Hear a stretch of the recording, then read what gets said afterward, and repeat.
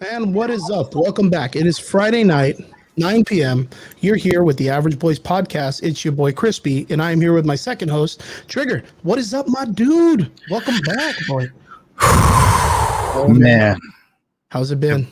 So married life is fun, dude. I'm still kind of getting used to it, right? Okay. You know, like I'm getting used to it in like the sense that like I haven't found so many situations where I've had to introduce Audrey as my wife, or like say like, oh, I need to ask my wife for this.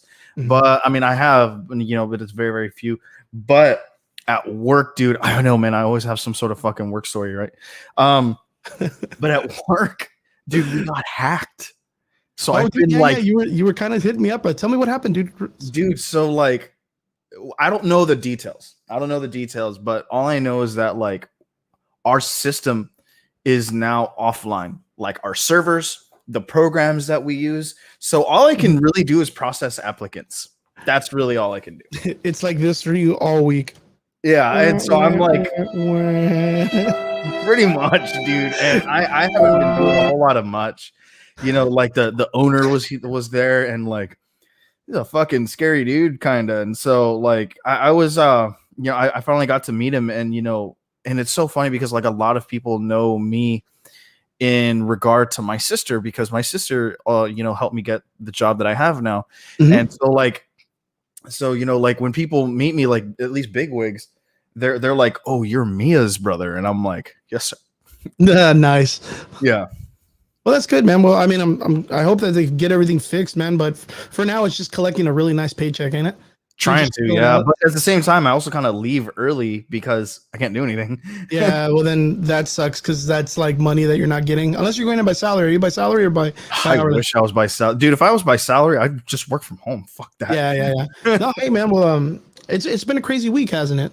Yeah, man. WandaVision just dropped a new episode. It kind of brought together everything we had already been discussing about the show, which is great. If you haven't seen it, go check it out. It's really, really good. No spoilers, no real talk about it today because we got a really, really cool show. Some really crazy things went down in the news and all that stuff. And we don't really talk much news, but it's different because this doesn't really have to deal with too much politics. Of course, there's a little bit to it, but this deals more with the concept of people wanting to make some cash, man. And, playing the gamble. And with a video game company. Yeah, dude, out of all things, fucking GameStop, dude. Right. The stonk memes are fucking fire right now. Now, you see, like, what's really, really crazy about this is me personally, I have zero stake and zero knowledge. And I decided to tell myself, like, you know what? I'm not going to try to fake educate myself like a lot of people have been online trying to act like they got some fucking scams going on or some shit. I even saw people on Joe Rogan who like tried doing that shit. And I'm like, are you some sort of fucking financial analyst? It was very weird, man. All the people that jumped out. But what I decided to do is we reached out to a previous guest on our show that was on our show, I would say around a year ago, dude. About last year, right? Yeah, he was I think he was like the guest right before me. Yeah, right before you got on, which it's very cool because of the fact that he's also a really, really good friend of yours, also great friend of mine. I've known this dude since like high school, man. What we decided he was one of the guys who gave me my first big starts in the bartending industry. So yeah. Everyone who knows me from bartending, you're gonna meet my first owner, one of my first owners. This man has had the opportunity to open businesses, become an entrepreneur, make one of the coolest bars that was in the Edinburgh area called the Drunken Clam.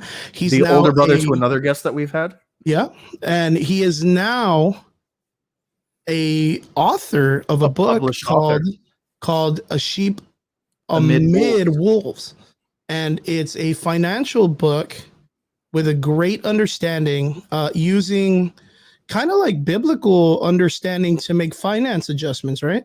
And to kind of clear your debt. It's a very interesting read.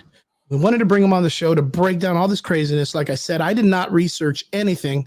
I have zero knowledge of Wall Street. I have zero knowledge of how people buy stock. And I'm going to let this man come in here and break it down for us in the most simplest way, because I am not the smartest dude on the planet. I'm just an average boy. Like, that's just the knowledge of it. So without any more time wasted, I want to introduce our friend, our great friend, Richard Gomez. What's up, Richard? Yo! What is up? Yeah. What is up, bro? I don't feel live. How you doing, man? How's it going? And how's it going?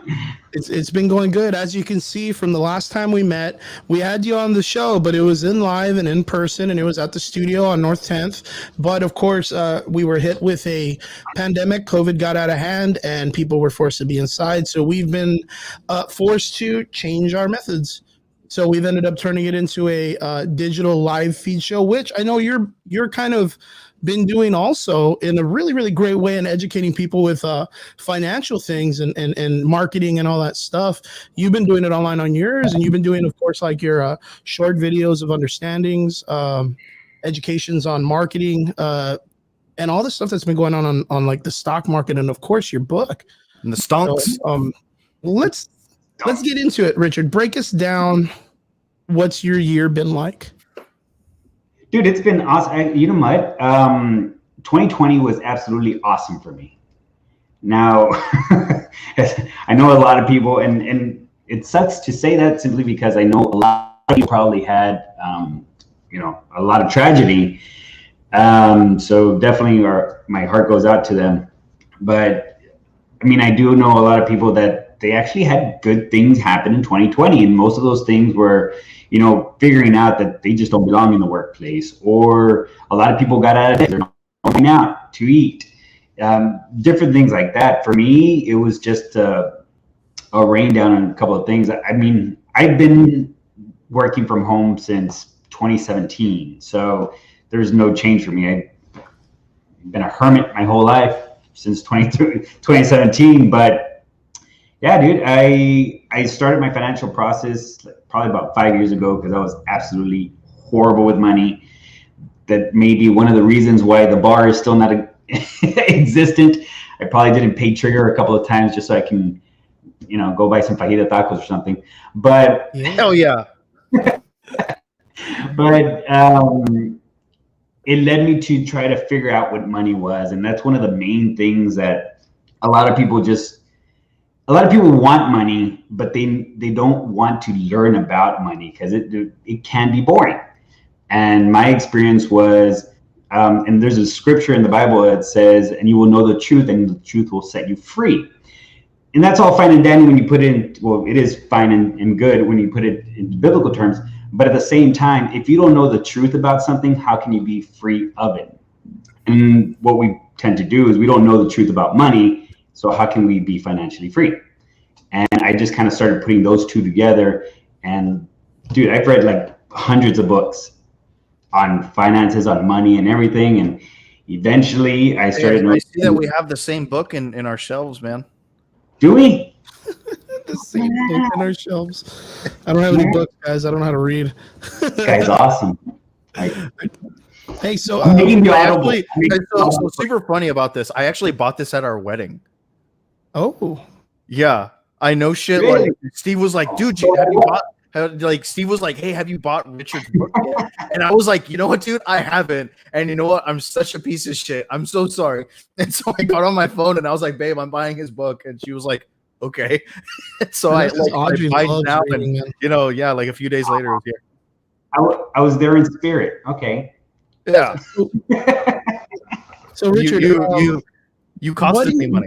What encouraged you to kind of like to get into religious and spiritual knowledge, to bring it into writing about marketing and creating finance and helping yourself become debt free? Like, where is it that you got the inspiration for that? Is it because you are like a religious person, or are you I'm not. I'm far from being religious. As a matter of fact, I'm not religious in the sense that everybody thinks of it, which is kind of weird. I know a lot of people usually want to ask me about that because I'm a whole different type of follower of Jesus Christ than what most would expect. But for me, my entire life, I always wanted to, I knew three things. My name is Richard. I was born in Richland, Washington, and I wanted to be rich. That's all I knew. But I just didn't know how to get there. And my mom would constantly tell me, ponte a leer la Biblia, which pretty much read the Bible. But I'm 16. Are you kidding me? So years go by, and I'm talking about years because I was like in my mid 30s after the bar. This was after the bar, still not going to church, and just reading books and just trying to get myself, learned, educated.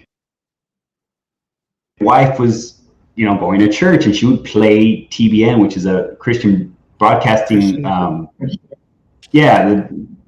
Trinity Broadcasting Network, whatever it is. And everything that I would read in books, eventually, little by little, I started hearing people like mention scriptures here and there that kind of reflected something I was reading, which was totally weird. And I mean, you wouldn't think, and then little by little, I started reading more and started kind of digging in. And it just turns out that the Bible, when you take out the religious, because the Bible is not religious, the Bible, this is a whole different conversation, a whole different show. It's not a religious book. It's a how-to manual on how to live your life. Mm-hmm. And when you figure out that it's the ultimate entrepreneur book, it just opens up a whole different possibilities when you look at it from that point of view. And that's exactly what I did. So I found out that the Bible talks about 500 scriptures. It talks about praying, roughly about 500. But it talks about money 2,350 times. Damn. So obviously it must be important. So I put it in this nice little book that doesn't just show you the whole Dave Ramsey. I don't like Dave Ramsey's. This isn't a Dave Ramsey's book. Dave Ramsey's is on this safe, work your job, put in your 401k, and just stay the line and stay the course, and you'll be fine. This is more of this is how you become wealthy using biblical principles. And the entire book gives you step by step to become wealthy. And I'm not talking about rich, I'm talking about wealthy. And this is just following certain principles that anybody can start doing like tomorrow and become wealthy. Okay, so like in that concept, you said it helps you to be wealthy, not rich. What do you mean by that? Here's the thing, everybody wants to be rich, and you can be rich by just simply, getting the right lottery ticket, or, putting enough money in GameStop and watching it soar. But rich is one thing. Rich is just having a lot of money. Wealthy is having more time than money. So this is something that wealthy is existential, and it keeps going from generation to generation. Like, I will have more time because I use my money wisely. Money is going to be making money. I have more time, and then when I leave this earth, my children and my children's children will continue having that money work for them. So a whole different concept. I guess that would be in the concept like investment. I guess like it's how you invest your money, or it's where you put your investments in. Right, because a lot of people spend differently, and I was a big consumer. I mean, I always had the latest phone. I wanted the latest car. I wanted everything like that, and that's rich. That's why you see, Mark Zuckerberg, Elon Musk. You see them in t-shirt and jeans because they know where to put their money in, and where you put your money in is in things that are going to produce money, not in things that are going to depreciate. So it's more like you're not for the now. You're for the later. You're for the outcome, not the now moment. Exactly. That's pretty cool, man. I've never really thought of it that way. But that's, it's very interesting that you say that, because right now there's a lot of now going on social media because of everything that's going on right now with the stock market. Now, how long have you been involved with doing stocks and all that stuff? Since 2017, but one of the best things to do is first get out of debt before you start, putting money in the stock market. So I started getting the stock market last year. Well, no, I started back in 2016, 2017, but it was like $5, $10. Like, I was just scared of it. Yeah. Then they figured out the whole system that I read in my book. I got out of debt, and then I just started dumping everything into the stock market. Okay. I budgeted what I wanted. Else, I just dump it into the stock market. Like, I wouldn't even care. So it was a learning process since 2017, 2016. So it's been a while now. So like the thing that happened recently, which was like 2 days ago, since you've been into understanding the stock market and Wall Street and all that stuff, has this been something like that people had already seen coming, or was this like an out of nowhere ambush when it came to the Wall Street thing? It was pretty much an ambush sort of thing, because I'm every day I'm in the stock market trying to see. There's two different ways to play the stock market. There's a term way, and then there's a trader way, which is not trader as in as in yeah. No, it's like buying a stock low, selling it high that same day or a couple of days from now. So there's a difference between trading and investing. And I like trading. I have to put this out there as a hobby, because trading can be risky. So right now it's just kind of like learning it and, making some extra cash on the side. Okay. So I never wanted to get in GameStop. As a matter of fact, I made some money off of GameStop a couple of months ago. I probably made like maybe $100 on GameStop, just trading it in and out, and probably more. But I never wanted to get in GameStop because it was a failing company. They closed like 900 stores across the world. Yeah, that right there is probably one of the longest running stores here in the Valley closed. Like the very, very first GameStop in the Valley closed. The one on North and South, the one on 10th next to Applebee's. I remember just passing by, and they, there's a big closing down sign, and I've known Ed, 10 plus years, the manager, over there, and I like walked in and I was like, dude, what the fuck is happening? Like, why are y'all closing? He was like, dude, I don't know. Like we were actually one of the better, GameStops in the Valley. Why we're closing and that one is staying open is beyond me. But yeah, like it's like across the company, like there's a bunch of stores closing, and I was like, whoa. So yeah, this was a while back. This is 2019. And the thing is we've heard it for a couple of years now that GameStop's kind of been going downhill. Like as a company, I mean, and it's nothing new. I mean, 3 years ago, not even fucking 6 months ago, people were talking about when it was going bankrupt and the businesses were closing down, that they were making fun of it. They were saying, "Oh, well, I'll give you $10 for it. I'll buy your whole company out," because they're making fun of the way GameStop, the company itself, takes care of customers. So there was this really, like, that's the thing that confused me the most out of this whole situation, is that from what I got, I don't know anything about the stock market. Like I said, I wasn't about to go and fake educate myself and then come out and act and know some shit. What I got out of it was a bunch of people on a website called Reddit. Reddit's been around for years. It's just like 4chan. It's just like all this other stuff. They got together and they just decided to say, hey, you know what? Let's fucking jump in and buy a bunch of stock with GameStop. Let's all do it together. Like, let's all just do it. Fuck it. Like, let's go and blow up the market. But it's confusing because Reddit and 4chan are full of people who are like gamers and people who are trolls, dude. Just a bunch of trolls, gamers, and fucking Newground people like Flash artists and stuff. And we all hate GameStop with a passion. Like, I hate GameStop with a passion. There's no reason for me to want to save that place. I try to stay away from it as much as I can. And out of all the companies, they could have saved Blockbuster.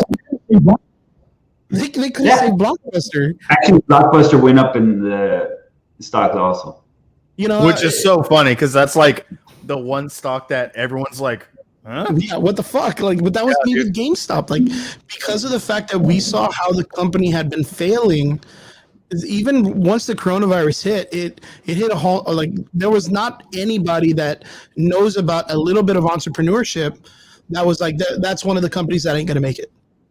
Right. Like when Corona first hit, I was like, GameStop's going to close up. There's no way. They were struggling before Corona hit. You know what I mean? So it confused me. It baffled my mind that was the company they chose.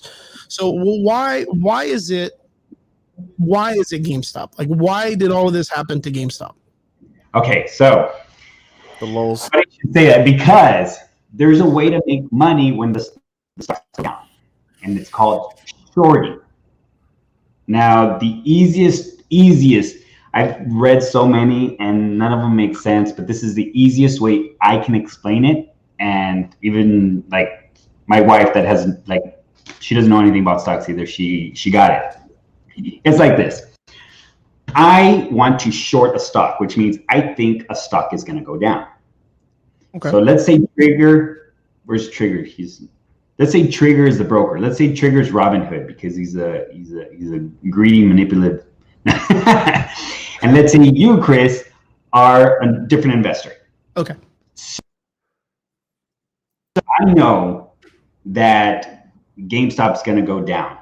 So I don't have any shares and I don't have any money. So I tell my broker, hey, Trigger, let me borrow some shares. And let's say that the price is, one card. I need physical representation. That's the price of GameStop. So I borrow the shares and turn around and I quickly sell them to Chris for that amount. So you give me, let's say they're worth 2 cards. Sorry. Nice. Worth 2 cards. You give me 2 cards. I have the 2 cards. We're passing card out of It's like a visual magic. So then I have 2 cards, but I still owe Trigger. Yeah, you always. But I know that stock's gonna go down. So as soon as it goes down in price, let's say now it's worth 1 card, and I'm like, here you go, I want my shares back. So I give and then now I have the share. Yeah, you've magically accumulated your 1 card, and then he gets a piece. Yeah, so I have money. So that's what happened, and that's what hedge funds are doing. GameStop's going to go down, and they do this across the board. It's not just GameStop; they do this across the board. Yeah. So GameStop's going to go bankrupt. Let's all bet millions of billions of dollars. So they buy a bunch, they borrow a bunch to buy later at a smaller price and make a big, huge profit. And we're talking about millions and billions, right? The Reddit people find out, and they're like, you know what? Screw Wall Street. Let's all band together. Stop driving the price up, and now they lose money because they can't sell it at a lower price because it's now worth a lot more. Wait, can you repeat that again? Because you cut out real quick. All right. Yeah. Well, no, just the part about screwing over Wall Street.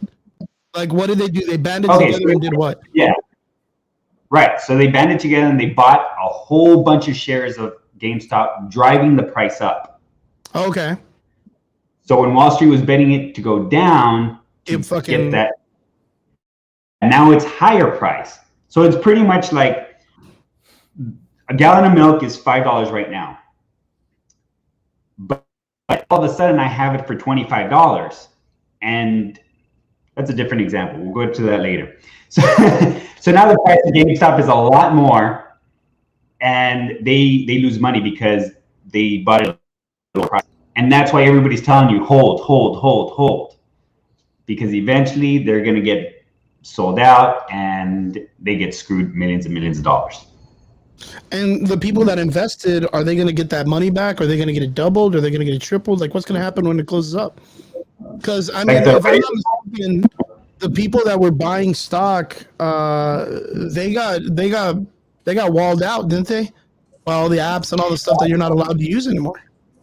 Yeah, well, Robinhood kind of closed it out for a day, and now it's limited shares.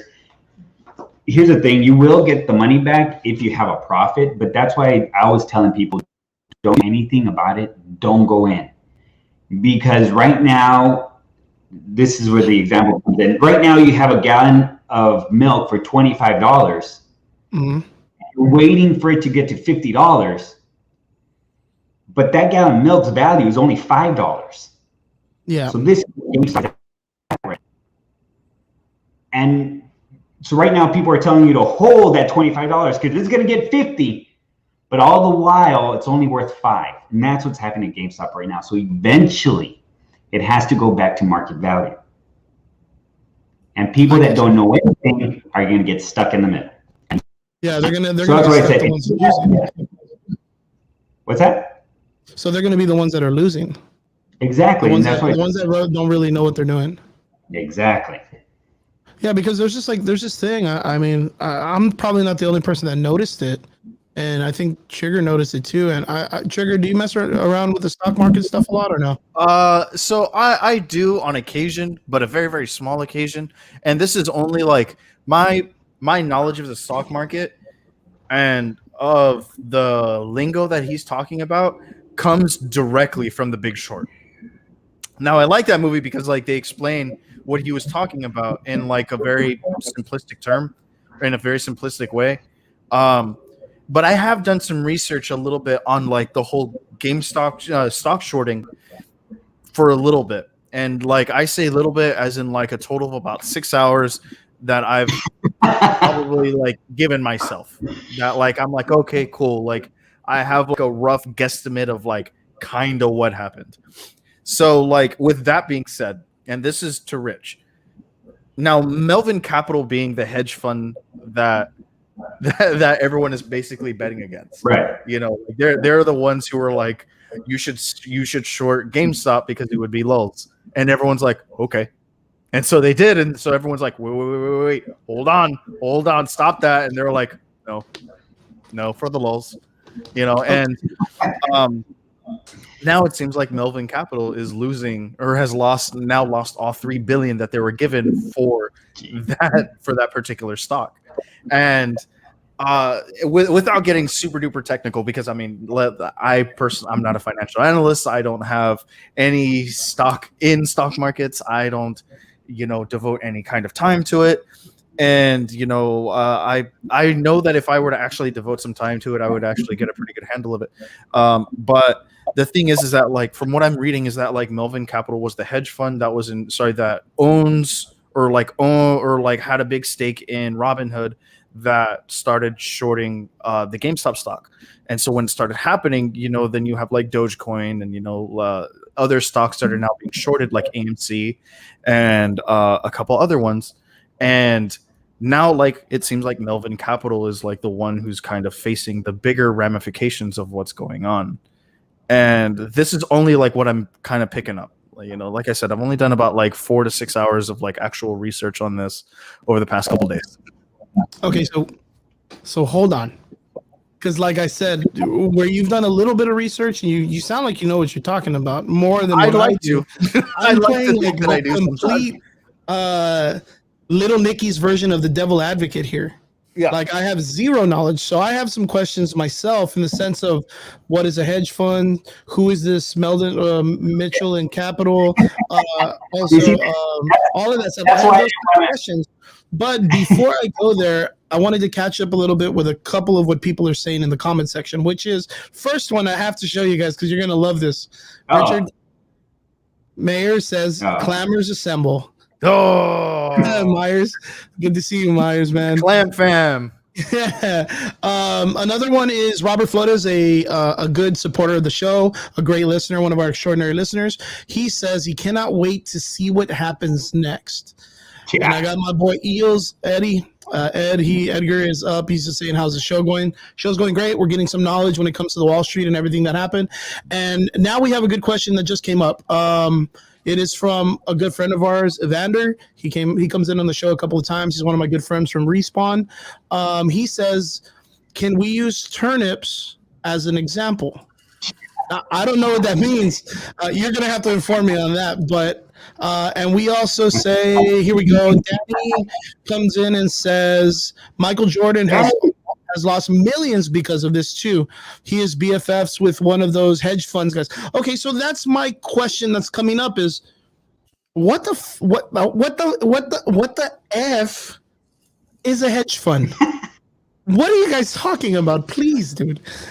I think I'll kind of let Richard take that one. And yeah, my actual original question was going to be, with what is going on with Melvin Capital, do you think that there's any kind of financial recovery for them? Okay, wait. So, but aren't they the guys that are apparently the hedge fund guys? Yes. Okay, so they're the hedge fund.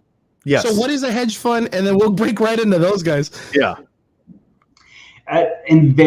This is the average boys, and I always try to do things for like average. Super labels, bro. Super labels.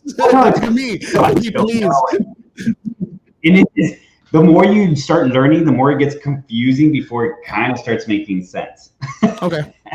So a hedge fund is just kind of like a company that buys stocks. It's a fund or like a company that, you know, invests and trades. Like that's pretty much it. I mean, that's what they do. Whenever you pay for a financial advisor or Animal Crossing. For the turnips. Yeah, the turnips right there. Thank you, Evander. Animal Crossing has a stock market simulator using turnips. That's what he meant. I didn't get it because I don't play Animal Crossing, guys. No, do I. All right. So that's pretty much it. I mean, it's not like index funds and like, you know, mutual funds where it has certain, it's just, hedge fund is just like a company that does trades, and that's how they make money. They just so they're like the professional version of what you said earlier between a trader and a person who's like an investor. Right. Like the most basic of terms. Except you give them money. Like there's a bunch of investors that give them money, and they're like, hey, I'm going to give you $100,000, trade it your way, but I want my return on my investment. Okay, I get you. So that's what that company is, which is, what's the name of the company you're talking about? Melvin Capital. Melvin Capital. And you know what? As a matter of fact, in the news, and of course going through Yahoo News and all that other stuff, I have read about this company in some way with the whole situation that's been going down. How bad are they fucked, Richard? Please explain to me. Touch my body and explain to me on my body where they touched you. Well, you know what? It's on the Star Wars. Tell me where they touched. Where's the doll? Where's the doll? Here's a thing.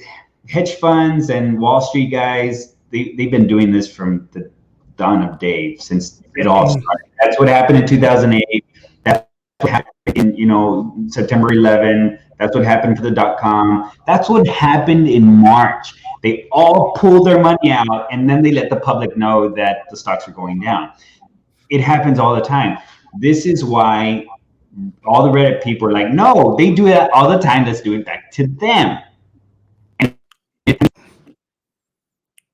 But come on, it'd be like you lost your paycheck. It's gonna hurt, but you'll recuperate it. You know, I mean, yeah. And this is why a lot of people are like, well, no, they screwed up. It's the whole eye for an eye thing. They screw us all the time. We're gonna screw them. But these guys are making billions. It's gonna suck and it'll probably hurt a little bit, but eventually they are Wall Street when we're just the retail side. And I know a lot of people are like, that's a wrong mentality because we need to rise above, and we should. But I don't want to push that on simply because they only have $20 for groceries. The last thing I want them to do is put on AMC. Yeah. That makes a lot of sense. So and you know what? I love AMC. Money, go for it. Well, I mean, it's one of those things, though. Like, going experience. Like, I'm not sure if you guys have ever gone to like an AMC dine-in theater, but those are fucking amazing. Oh yeah, dude. Yeah, the dine-in theaters are super. Yeah, dude. So like, there was one in Manhattan, Kansas. This is back when I was still in the Army, and like when I wanted to like, dude, if I was gonna like take like a weekend to myself, and like I knew that I wasn't really gonna do much, I was gonna go catch a movie. You know, end it at like midnight or something like that. Go to the bars, get fucking hammered, and then like drive home. So in other words, this company Melvin Capital isn't really going to be losing much with that $3 billion that they lost. Is that what you're saying? Because they're going to end up getting that profit back. But the concept is okay, cool, like sense. Because it's like Audrey just said a little while ago. She came in and said, where did she put it? I think it's right here. Dude, you all know more than me. I just know that Reddit played a big part to the recent stuff. Now, from what we heard about earlier and what we've been hearing about, Reddit came in, got a bunch of people together, and they went and they purposely threw a bunch of money at GameStop because GameStop stock were super low. They bought a bunch of stocks at low just to get the price to raise up and screw over a bunch of billionaires. Pretty much. Only to be given a cachetada, or a chanclazo, by the billionaires, and to be cut out because they decided to, get together and accumulate as much money as an individual would in Wall Street, but they don't have that type of funds to keep constantly going to war with them. Exactly, and the cool thing is that they made a big splash. We all banded together and we made a splash. Now Wall Street knows we, as much as they manipulate the market, we can also, because come on, GameStop, AMC, Nokia, BlackBerry, companies people give no fucks about. Yeah, nobody was buying these stocks. Build-A-Bear was at $2.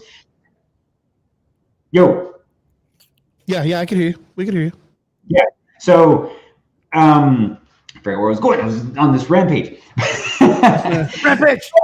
Yeah, but it's just that we made a splash. Like, manipulate the market also, and that's fine and dandy. I have money in AMC right now simply because, and not to brag or anything, but I separated money to trade. So I know that if I lose that money, I will still pay my light bill tomorrow. So, but this is my play money.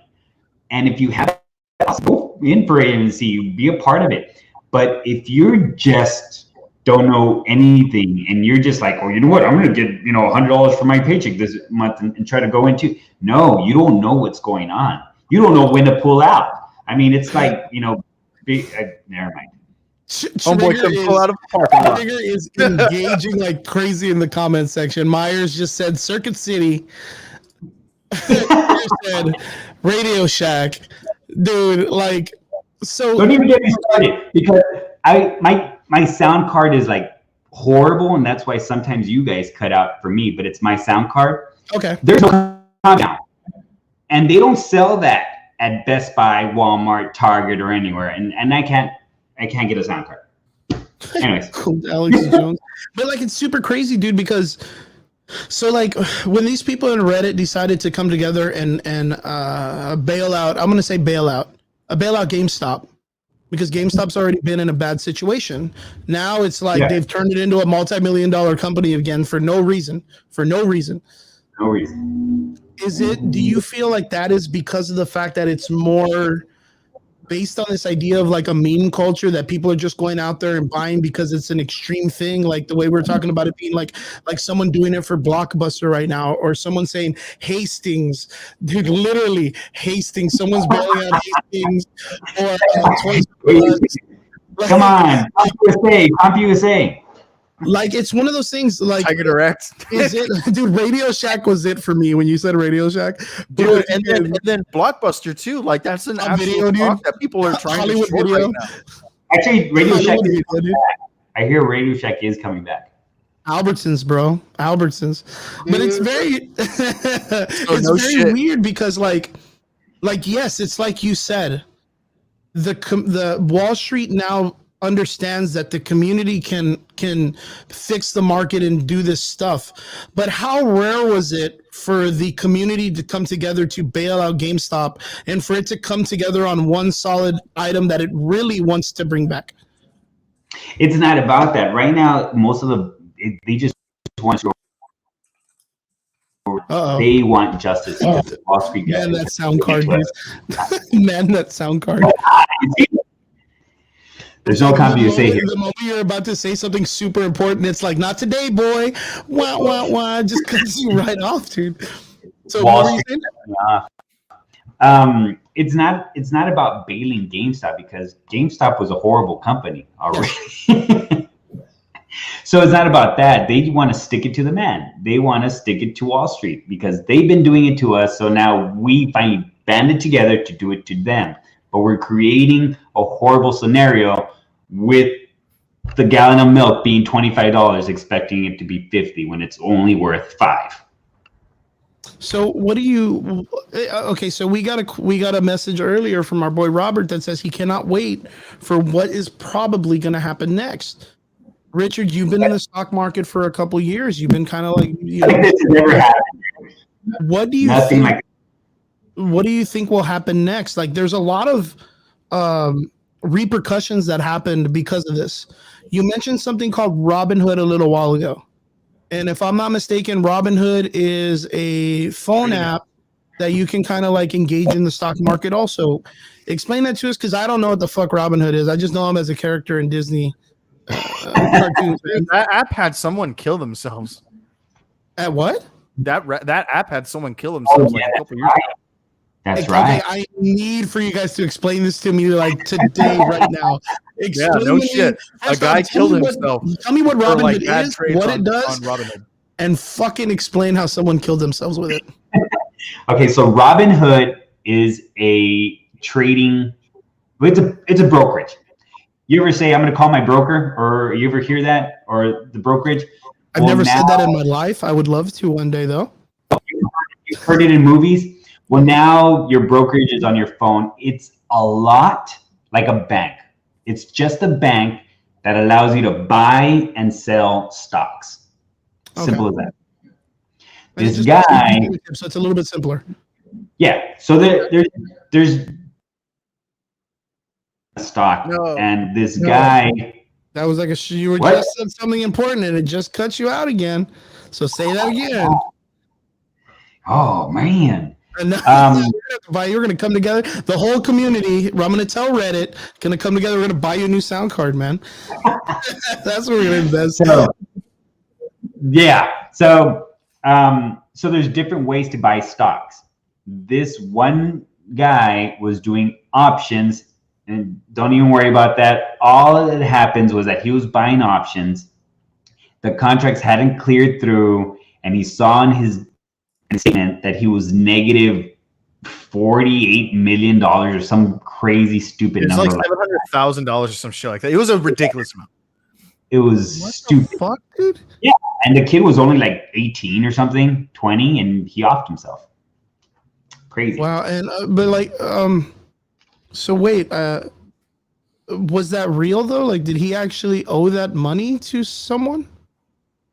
Well, the way it was working, that the contracts hadn't expired, so he didn't at that moment technically owe it. I don't know exactly how he placed his trade, so I don't know if he would have, or he just needed a way for them to expire or what. But pretty much that they hadn't cleared, the contracts hadn't closed. Like I said, there's different ways of buying stocks, and he just saw that number, he flipped out, and he killed himself. Jeez, man. And that's something that you're talking about, Triggs, right?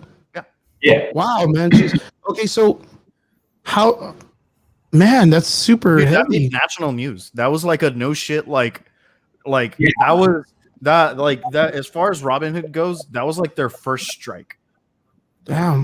Yeah. People started really reeling back on Robinhood trading after that happened. They started really like first app on my phone. Fuck that, dude. Well, no, they started really taking a look at like how you can trade on there. They're all like, okay, like what are my options on how to trade, and like the options in which I give my money and how I receive my money. And so I mean, like I said, I really do not know. This is just done from research, and because I don't ever have a whole lot of money, and guys, don't think that I have a whole lot of money because I have an expensive fucking computer. I really don't. Well, that was his investment, guys. But that was his investment. This is my investment. You know, I like that. Do you have an extra sound card? Huh? An extra sound card? Do you have an extra sound card? It's somewhere in there. There's an extra one somewhere in that thing. Sound card. You should change out your fan for a carousel, dude. Yeah. Just have a bunch of horses and shit spinning around in your looking tower. Yeah.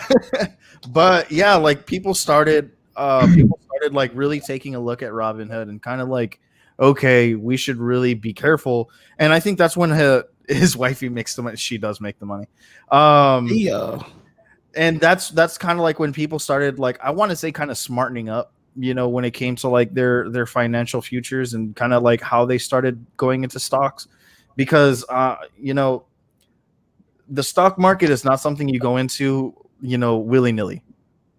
You know, it's something that like if you're going to devote any kind of like real time to, you should learn the craft.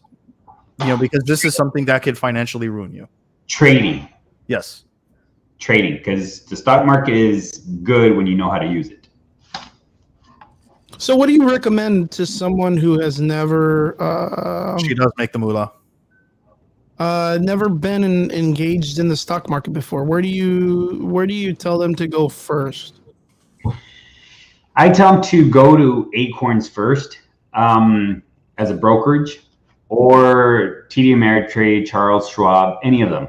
But instead of buying single stocks, and single stocks is like GameStop, AMC, Facebook, Tesla, Amazon. Instead of buying those, buy index funds. And index funds is a collaboration of a bunch of different single stocks. So it's a little more diversified and it kind of holds the entire market. Now, that's what I normally tell people. And it's this thing that you can set up on your computer or on your brokerage, deducts monthly, and it automatically buys the in there. And the thing that I always tell people is that whether there's a crash, a bear market, or bull market, you invest slowly, steadily, and consistently for a long period of time. Okay, so like, let's say I was gonna right after the show, I'm gonna get into stock. Right now, my brain is saying buy stock into Gamestop and AMC. Q-tips, because fuck. No, there's never been a better invention than the Q-tip. That would be J&J, which is Johnson & Johnson, and something like that. Like I said, yeah. But here's the difference. There's certain big companies that you can invest in, and they pay you just for owning their stock. This would be like Johnson & Johnson, Visa, Walmart, Disney, Apple, and those are big companies. They're not going to go bankrupt tomorrow. No. But they provide a dividend, which means that they pay you for owning their stock. And what is it that they usually pay you? Like, what is it that you're making per dividend? It all depends on them. Like, there's some that are, like Home Depot pays, good, maybe 25 cents per share or $1 per share, something like that. They have it all depends. They go by percentages and how their earnings come and stuff like that. So, but if you're just starting, I would say don't invest into Johnson & Johnson. Don't invest into Johnson & Johnson or Q-tips, but I would say invest in index funds, and probably the best index funds. Yeah, probably the best index fund that you can invest in, if you have absolutely no idea what to put your money in, would be the SPY. The SPY index. The SPY index. It's the S&P 500, but the ticker symbol is SPY. Mm-hmm. And why now is that? Because that one is the S&P 500, which is 500 of the biggest, baddest, best companies out there. So it's the top 500 companies. Is that like the concept of just playing it safe? Yes and no. Because right now it's down, and if we go in a bear market, it's going to go down. Here's the thing. If you win $1 million, and you know what? Everybody that's on here, if you win $1 million tomorrow, do not invest it and throw it in the stock market. You know how a bunch of people say, "Oh, I put it in the stock market." No. Hell no! I'm gonna buy 1 million chicken nuggets, man. you need. I'm gonna go to 50-cent wings and get 2 million chicken wings. Yeah, dude. Fuck yeah, dude. Change the 2 million, man. You need to invest little by little, consistently, either weekly, monthly, but consistently. So if you get 10,000 tomorrow from your uncle, whatever, you separate that and little by little you invest, because the stock market is going to go up, down, sideways, or in circles. We don't know. So you need to, do it gradually, because you put it on tomorrow and then it's going to take a long while before it comes back. But if it's dropping and you're putting in little by little, you start averaging out, and that's called dollar cost averaging. Dollar cost average. What do you? There's always this really weird, interesting thing that I've always noticed about people who are very good with money, and what it is that when they get paid or when they take a paycheck or they do anything like that, they always have a certain percentage of where things go. Right? Yes. And what I mean by that, it's like some people will say, okay, I list all my bills, and then I list my grocery allowance, and then my leisure allowance, and then my savings allowance. right? Right. Are you that type of person too, where you kind of like isolate your money into certain things? That would be called budgeting. And Oh, okay. I don't budget, I command my money. And that's what I teach. I teach to command your money. Because you know, I heard it's like Fletcher did that with his muscles. What's that? What was that, Tricks? I heard that CT Fletcher did that with his muscles. He commanded his biceps. He commands them to grow. Exactly. So Richard, I'm not gonna lie. That's probably the most amazing thing I've ever heard someone say about money. Like an S&M variation of dealing with your cash. Explain to me what you mean by telling you that you're gonna command your money. Well, it's because it's a trigger response in your brain. Because when you hear budgeting, it's probably the same thing as dieting. I hate dieting. Like, oh, you want to lose weight? Diet. Yeah. And you're like, oh, that sucks. Yeah. Because it automatically triggers a taking away. Oh, you're going to take away my sodas. You're going to take away my cupcakes. You're going to take. Budgeting has that same response because you're like, oh, well, you're going to take my Starbucks away. You're going to take my pizza away. And that's what people think. Yeah. When you command your money, you are now taking charge, because we've all been there. We get our paycheck and it's practically already gone because the money's telling you what it needs to go to. Mm-hmm. Instead of you being like, okay, I got my paycheck. This is what I'm going to tell you to do. I'm going to tell you to do this. I'm going to tell you to do this. And I'm going to tell you to do this. So you take control of your money and command it. Yeah. I have now everything, dude, I was never able to do this, by the way. Now I have everything on auto pay. I don't even worry about it. I move my money once a month and then everything's set from there. Here's another thing. I don't believe in saving forever. Saving is like the worst thing you could possibly do. So yeah, so yes, you tell your money what to do. I want you to spend $100 on gas this month. I want you to spend, $150 on toiletries and household items. I want you to spend on groceries. So you, in a sense, are telling you what to go toward. Oh, that's pretty good. Now, when it comes to, yeah. So when it comes to savings, is a lot of people get this tight white knuckle grasp on money.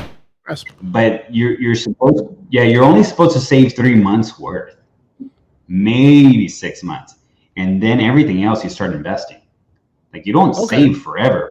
Save and save, and that's called hoarding.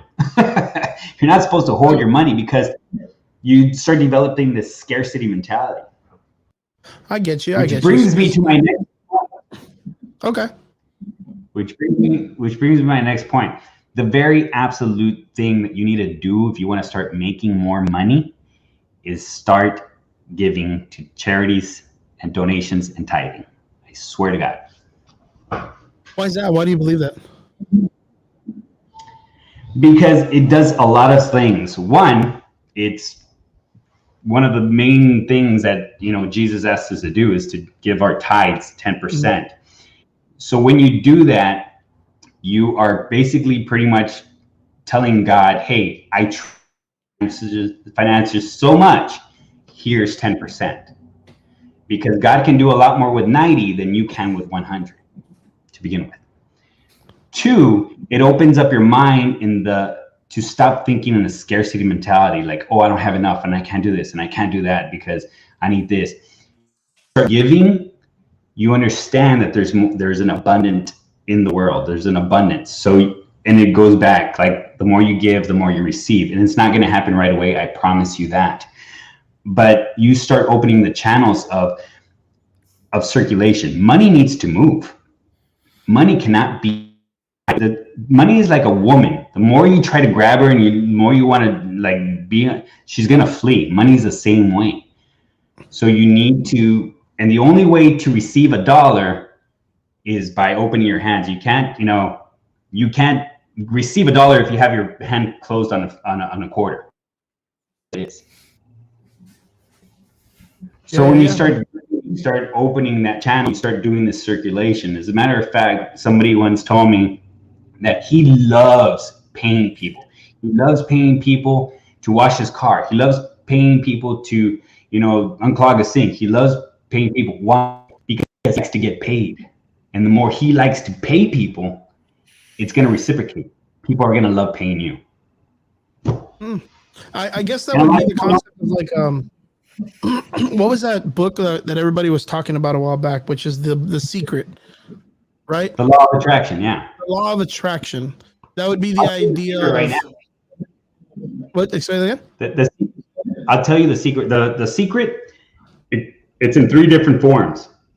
It's you ask, then you believe, and then you receive. That's the law of attraction. Now, can you break that into examples? Yeah, you ask for something. Say you want, a brand new car. I wouldn't say that. Say Trigger wants a better computer. Whoa, that would be super crazy. Good luck. Yeah. So you have to ask for it. You have to tell. In the secret, it's called the universe or the ether. You ask for it and you put that out there, but you have to ask it in a way that you believe it. You believe I already have it. So you ask thank you for me getting a new computer, and I have this awesome computer. And the more you ask for it and the more you believe that you've already gotten it, you'll receive it. That's the law of attraction. And let me blow your mind just a little bit further. If anybody, you can Google Mark 11:24. It'll say, whatever you ask for in prayer, believe that you have received it and it will be yours. God said that. Yeah, that's pretty crazy. So So all these books, Albert Einstein said the insanity is repeating the same thing over and over and expecting a different result. Mm-hmm. Proverbs said it it's in the Bible. As a dog returns to its vomit, so does a fool repeat its own mistakes. Dude, it's just crazy and deeper. Man, that's super crazy, man. That is very, very crazy. It's nuts because, okay, just to break it down, I've known you since I was fucking 16 years old, practically. 3 years ago. Yeah, 3 years ago. I've known you since I was 16 years old, man, and I've never known any of the people that we hung around with to be religious people. We were always I'm not religious. I'm not religious. I know, and it's super crazy, but not a rapper. The way you reference the Bible is very similar to the way that someone that is religious. But is that because of the fact that you've done the research and you look at the Bible a little bit different, like you said earlier, where it's it's not a religious standpoint book, but it's a what did you call it? You said it was a book of finance, or no, it's an instructional book of life. It shows you how to live, literally. Yeah, because it breaks down a lot of things, but of course it has the religious aspects of Christianity and stuff like that. But like you said, in the sense of tithing, tithing is mentioned in the Bible during Moses' time, if I'm not mistaken. That's where it's introduced, right? They asked for the 10 to 10%, right? They asked for the 10% of people's earnings because they are trying to build the covenant, right? Was it the Ark of the Covenant? Yeah, the Ark of the Covenant. They're trying to build that, and they're trying to get all the materials together. Yeah, and need the finances. But the thing that always kind of questioned it is when it comes to the sense of tithing and it being the sense that God needs it. What would God need with that if he is such a creator that he can create literally anything, and nothing has that sense of value when it comes to humanity and him? I have a story for this. I don't know if we have time, but God doesn't need your money. Exactly. He definitely doesn't need your money, but the tithe isn't for him. And a lot of people get that confused because a lot of people are always like, well, I don't know what the church is going to use my money for. And I don't know what that homeless guy is going to use my money for. That's not your job. Your sole duty is to give your tithe. You did your part. If the church does something horribly wrong with it, they're going to need to answer. Yeah. But the tithe is for us. It's to bless our money. Okay. It's to give trust. It's to tell God that I trust you with my money. And if you trust him with the thing that people hold the dearest, Like, he's going to take care of you. Dude, I swear. And I have story upon story that I didn't think I was going to pay my light bill, because my light bill was $100 and I made $100 and I gave $10 in tithe. And I only had $90 to pay my $100 light bill. And I had no idea how I was going to, like, it came down to that point when I was first starting. And my light never got turned off. My light was always paid.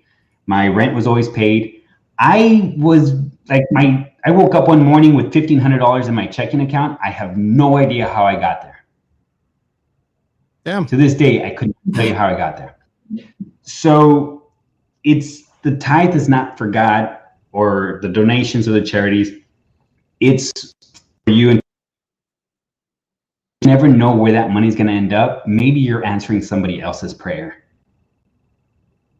Very, very cool. Very cool. And there's a story in the Bible that kind of sums this whole thing up. But it's Elijah. He's in the wilderness. God's feeding him, and then he tells him to go to a widow.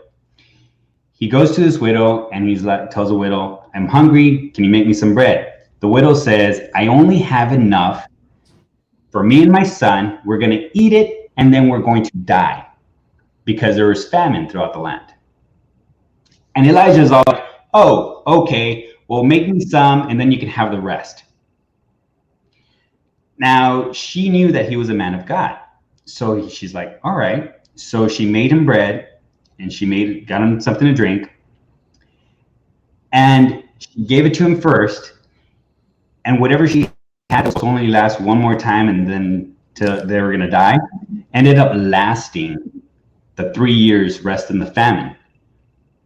Because God didn't send Elijah to the widow for Elijah to get fed. God sent Elijah to the widow so the widow can be saved and have enough to go to the famine.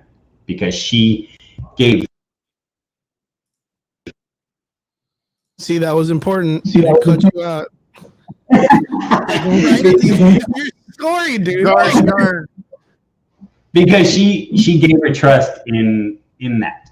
So yes, that's why I was able to last. So it's not for God. He doesn't need your money. I promise you that. It's so you can open up that channel of abundance, so you can understand the power of giving and receiving, so you can understand that your trust and you're trusting your money to God. Like, there's so many other things that it's for you and not just because you're giving your money away to somebody else.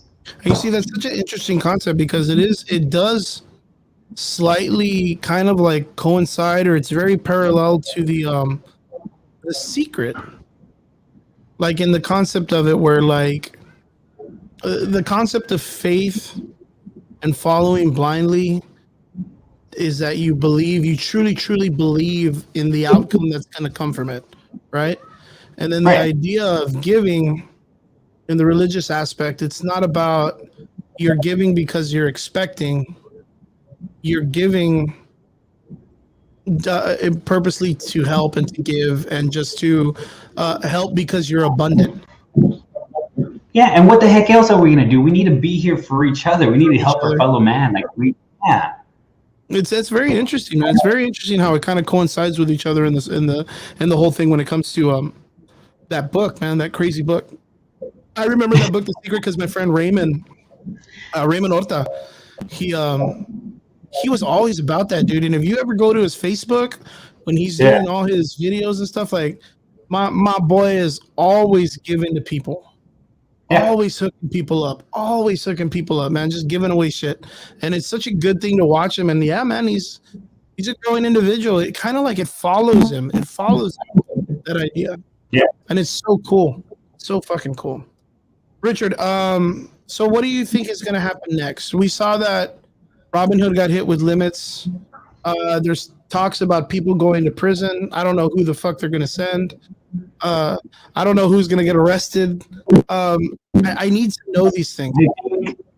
I think the same thing is going to happen with the rigged election. Whoa, tell me, dude. What do you mean? Nothing. Okay. Like nothing happened. And it's just one of those things, like, you can't committed fraud.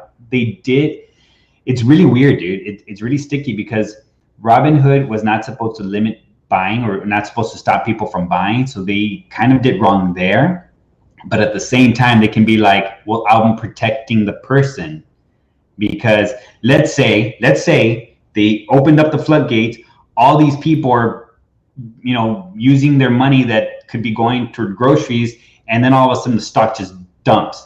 Then what are they going to have a bunch of lawsuits like, hey, I lost all my money because of you. You shouldn't have let me trade it. I'm just a nobody. So it's this real sticky part, dude. And I'll tell you one thing for sure: the stocks will come down. The $5, the milk will always be $5. It's going to go back down. And it's whether you're caught in the middle or not. But as far as the hedge funds and who's going to jail and stuff like that, honestly, who is it that they're calling to go to jail? Like, who did bad in this? Like, who are the bad guys right now? Supposedly people are saying that they're colluding, or what are they called? Convoluting. Yeah, because they're trying to manipulate the market, and it goes for either party. Like the Reddit people are trying to manipulate the market, the hedge funds are trying to manipulate the market, and Robinhood's in the middle, siding with the hedge fund managers. So everybody has this fault, and everybody's pointing fingers. But it's a play, though. Like, that's the thing. Like, that type of movement is a play. Like, when you have the money, when you have the finances, you can make things happen by where you place and where you put your money. It's just playing. It's like if you're in a football game or whatever, and one guy's got a good quarterback and a great wide receiver, you play that.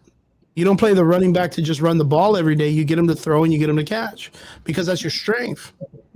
Right. So, like, this whole concept of using hedge funds and moving the market around and stuff like that, those are plays that have been going on for years, right? Years, dude. I mean, why is it now that people, I mean, I don't understand where people are now into this concept that it's like, oh, look, you could see the corruption's been there since the beginning of time. I mean, when was the last time that you bought McDonald's not knowing it didn't have steroids in the meat? Like, I mean, I understand people are all up in arms about this. I don't know why they're all pitchforking the idea that people need to go to jail for something. Yeah, it's because people are now tired of it. But yeah, you're right. It's been going on forever. And it's always going to go on forever. And I think people are wanting to bring it up to light and for it to stop. Unfortunately, it's going to take a lot more than that. Yeah, man. How do you stop a machine that big? Yeah, it's huge. Yeah, how do you stop a machine that big? Because it's like you said, like the most basic fundamental program is 500 multi-billion-dollar businesses that are a part of like the safest stock to buy into. To me, to put $20 into a stock that I want to play with against 500 other multi-million-dollar companies. Yeah, pretty much. I mean, it's a pretty big wrench to throw in that machine. Yeah, man, that's super crazy. So what do we expect for the next couple of days with this stock market? Today we heard that everyone was trying to pull out of GameStop. There was some dude that put on my Facebook today that he made a bunch of money. Apparently $250 is a lot of money to him in the stock market. He made that much and he feels great off of the GameStop and all this stuff. What's next, dude? What do you feel what's next to happen? Well, this is probably going to make a lot of people broke for sure. A lot of people are going to lose a lot of money. Some people made a lot of money. In the end, it's probably going to go back to the way it was. People that trade, and people that don't just stay out. But it's just one of those things that it's all the hype right now, and everybody wants to do it. Eventually, it's just going to be another water under the bridge. I think it's like you said earlier. It's like with the politics thing, right? The election that you were talking about. Like, it's very in the sense of like when the election was going on and it was this big war and all this stuff, there was so much stuff on social media that people were super engaged and super about it. And now that the election's kind of done, the president stepped out, and the new president's in, he's taking charge. Like, not a lot of people are really talking about politics anymore because that flavor of the week's gone. Yeah. And now it's like Wall Street. Like, dude, nobody was talking about Wall Street last week. Is it? Nobody. Is Corona still? Is Corona still a thing? The virus, like, I mean, like the virus is it's still a thing and it's still important, but like it's not as a flavor of the week as it has been. Right now, Wall Street is the super, super crazy thing that's on everybody's talk. I got dudes that I know that didn't pass math in high school, in college, and they're talking about their investments in Wall Street right now. And I'm kind of like, wait a minute, man. Like that's I'm gonna have to call some bullshit on that. I mean, yeah, people are. I have friends that made 8,000, 4,000, and yeah, it was just the luck of the draw. You know what? If there's one thing that I liked about like the stuff about the election and the president coming in and all that stuff, is how it brought people to engage in something that's needed attention.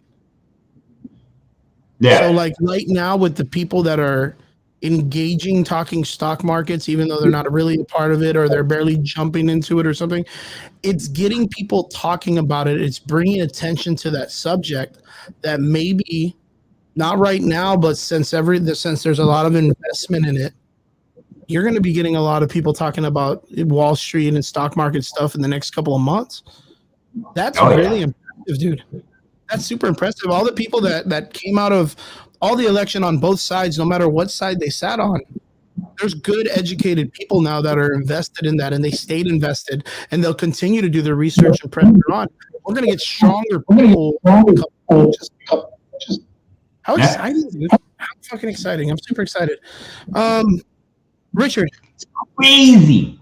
Yeah, super fucking crazy. So, going back to what we were talking about with the stock market and stuff like that, what do you think right now is the next thing to buy into? Oh, look, Robert Fontes asked, Trigger, you all right over there, man? You're super quiet. Yeah, man. Yeah. Your computer is a little slow, or your internet looks slow. Looks a little dicey. Oh, I need a new computer. You need a new computer, Triggs. Oh, my computer's just fine. Here, fucking tell you that. So like it gets to like sidetrack. So like a huge off topic, and this is like now a concern of my wife. Oh shit, yeah, my fucking internet is kind of like buggy right now. I'm like looking at it. It's a little blocky, but you're good. You're good. We can hear you good. Yeah. So yeah, so like my wife has been actually kind of concerned about me as of late, ever since I started this new job, because I haven't been gaming like at all.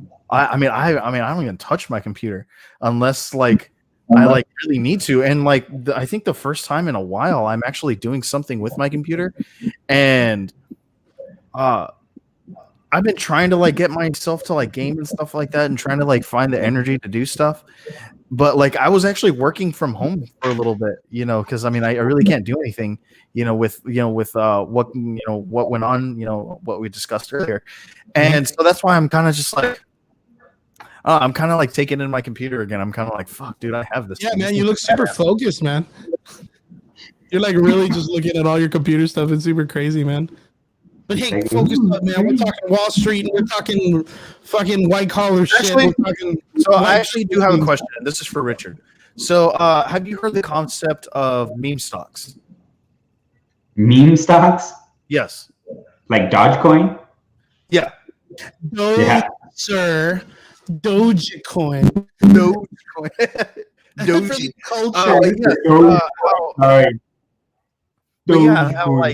I like the. I guess like meme stocks is like the new term for penny stocks. Yeah. I guess. Don't do that. And that's because speaking of Dogecoin, I just heard that like that whole entire Reddit shit that just happened, all of those guys' next move is that they want to knock Bitcoin out with Dogecoin. Yeah. Good Actually, fucking luck. And the reason why I say this is weird is I don't know where people got the idea to invest in a meme to make it valuable. But that's the thing, dude, people are trolls, and there's enough trolls in the world to like have shit like this happen, with the lulz. No, and Elon Musk is probably like the biggest troll of them all. He just put fuel on the fire. Man, Trigger. Don't buy dog. Explain to us what Bitcoin is. Explain to us the concept of Bitcoin, how people invest in it, and what it's about. Richard. I don't know too much about crypto. It's pretty much kind of like digital money. In the most basic of terms, it's digital money that's encrypted. So it right now has like on the back end, just a bunch of zeros and ones that is money and can be traded just like money. And so I actually do know a little bit about crypto. Reason being is because like I remember when cryptocurrency started making a huge rise. I want to say in like 07. That was like 06, 07. That's when like the huge rise of cryptocurrency started like really coming. And like I remember, cryptocurrency only being like $10, like a coin. And like that's how far back I remember Bitcoin. So Bitcoin being, the way that it is, like it's bits and pieces of information that essentially make up a coin, but like that information is pulled from different resources. Like now people dedicate like thousands of dollars on what's called mining rigs, and these mining rigs essentially use just ass tons of graphics processing to pull these resources together to make a single Bitcoin, and these guys, essentially kind of like do the math. They're like, okay, well, I'm spending this much on electricity, this much on my internet, and this much that I have invested into my rig to pull a single Bitcoin per month. And like, that's how they kind of like also trade. But here's the thing. And a lot of people don't understand this. Bitcoin is finite. There's not an unlimited amount of it. There's only so many of them. But the fact that they're traded so often makes it seem like it's unlimited. Oh, okay. I get you. Yo, there's this even crazy story about that where there's this gentleman that has over like $270 million in Bitcoin, but he it's like a few more tries on his old account to get it back. Dude, he lost the password to his wallet, and you only get, sweetheart, those are like $15,000. No, we're not buying a 21 million Bitcoin left to mine, that Edgar Lopez just says right now. So right now, that's what they have left that they're mining. But what's crazy is, when we were talking about, this guy's got 200 something. Someone's gonna have to check this dude out because I don't know how to find him, but he apparently has $27 million worth of Bitcoin. Sweetheart, you're high. Why would we do that? But he locked himself, or he forgot the password to his wallet, and he can't get in, and you only get a certain amount of times before you're locked out forever. No, Edgar says from what he heard, the guy's only got one more try. I heard it was like 2 that he had, or 3, because you get unless it's like, still being, talked about. The last time I remember, he had like 2 tries left. Yeah, dude, man, fucking poor guy. But to make national news, being locked out of your fucking bank account, like, I mean, he can flip that, make a GoFundMe, and make that money back real quick, dude. Yeah, make that money back. That's super fucking crazy. Hey, so Richard, let's go back to talking about your book, man. Let us know. So you got to publish your book about how many months ago? Last month, exactly. Oh, you've been working on it for a long time, then, because I remember you telling us about it last year when we had you on the show. Yeah, I finished. It took me like 6 months to write. Probably about 3 years to do the research, 3 or 4 to do the research, and then another year to actually get it to book form. Nice, very, very good. So, did you go through the publishing through Amazon? No. Okay, so how did you? No, I did it through a different publisher, and I didn't sell my publisher. No, my publisher was more like a mentorship. So they told me like, okay, they guided me step by step into getting my own book published. So these are my words. These will always be my words. I own the rights to my entire book, and I can sell it wherever I want. Okay. So then you get your own product, and then you can sell it like in-house. Yeah, very, very good. Man. Evander asks if you used Wattpad. No. Okay. That's as lucky as you know what that is. So with the venture of writing your book, like overall, how much did it cost you to get everything put together for your book? Like how much did you invest into it and put into it? About 6,000. About 6,000 to get it all done overall? Yeah, because the mentorship was 5,000, but and I could probably done that part for like $500, but they literally like guided me step by step, and questions I had, they would help me, and I would have not gotten like really prettiness like that. Like this actually became like an actual book. So that's very good, man. That was pretty good. Get edged. I'm sorry. Audrey, I don't know all the meme life that Evander's dropping on me, man. Evander's coming at me with all these different meme things. So break us down what your book's about, what it educates people on, where they can get it, and how it. But do you also have it in digital? Yeah. So let's break it down, man. Oh, I have comments too. Look at that. Yeah, you got a comment section too, my man. Man, are they talking to me? Who's talking to me? Can I reply? Well, there's people that are asking questions. We're able to bring them on. I can here in the driver's seat. I can actually bring the comment up on the show. Like my boy Kyle, Trig's homie, went off and asked, "How the fuck do you forget a password like that?" It's a really good question, man. Which is the $1 million dude, the Bitcoin guy. How do you forget his password? Like 270 million. That guy has in Bitcoin right now. Super, super crazy. But yeah, Richard, tell us about your book. Tell us more about it, man. I want to know more. What else does it explain other than using biblical terminology to explain finances and stuff? It pretty much goes to everything you should learn in school. It obviously shows you how to command your money, how to get out of debt, how to, make sure you're squared away, and it shows you, it starts kind of, there's so much into the investing world. I try to, put it in a nutshell, but it kind of gives you this good track on how to start and what to start investing in. But it also tells you how taxes work, how not to get a 401k, how the actual people like are pretty much, we're just talking about Bitcoin, like our money, our cash fiat money. It talks about how that all became, and right now that it's just pretty much a dollar is worth a dollar because we think it's worth a dollar. Like that's it. So it just kind of breaks down like how they use their money, how the rich use their money, and how you can start using the money. And let me see if I find it. But it's more on that. It's just showing you how to use and work your money in a way that you can also do it just like the rich and eventually become wealthy. Okay, so you get diagrams, you got all that good stuff. You got pictures in your book. You'll help me out really good.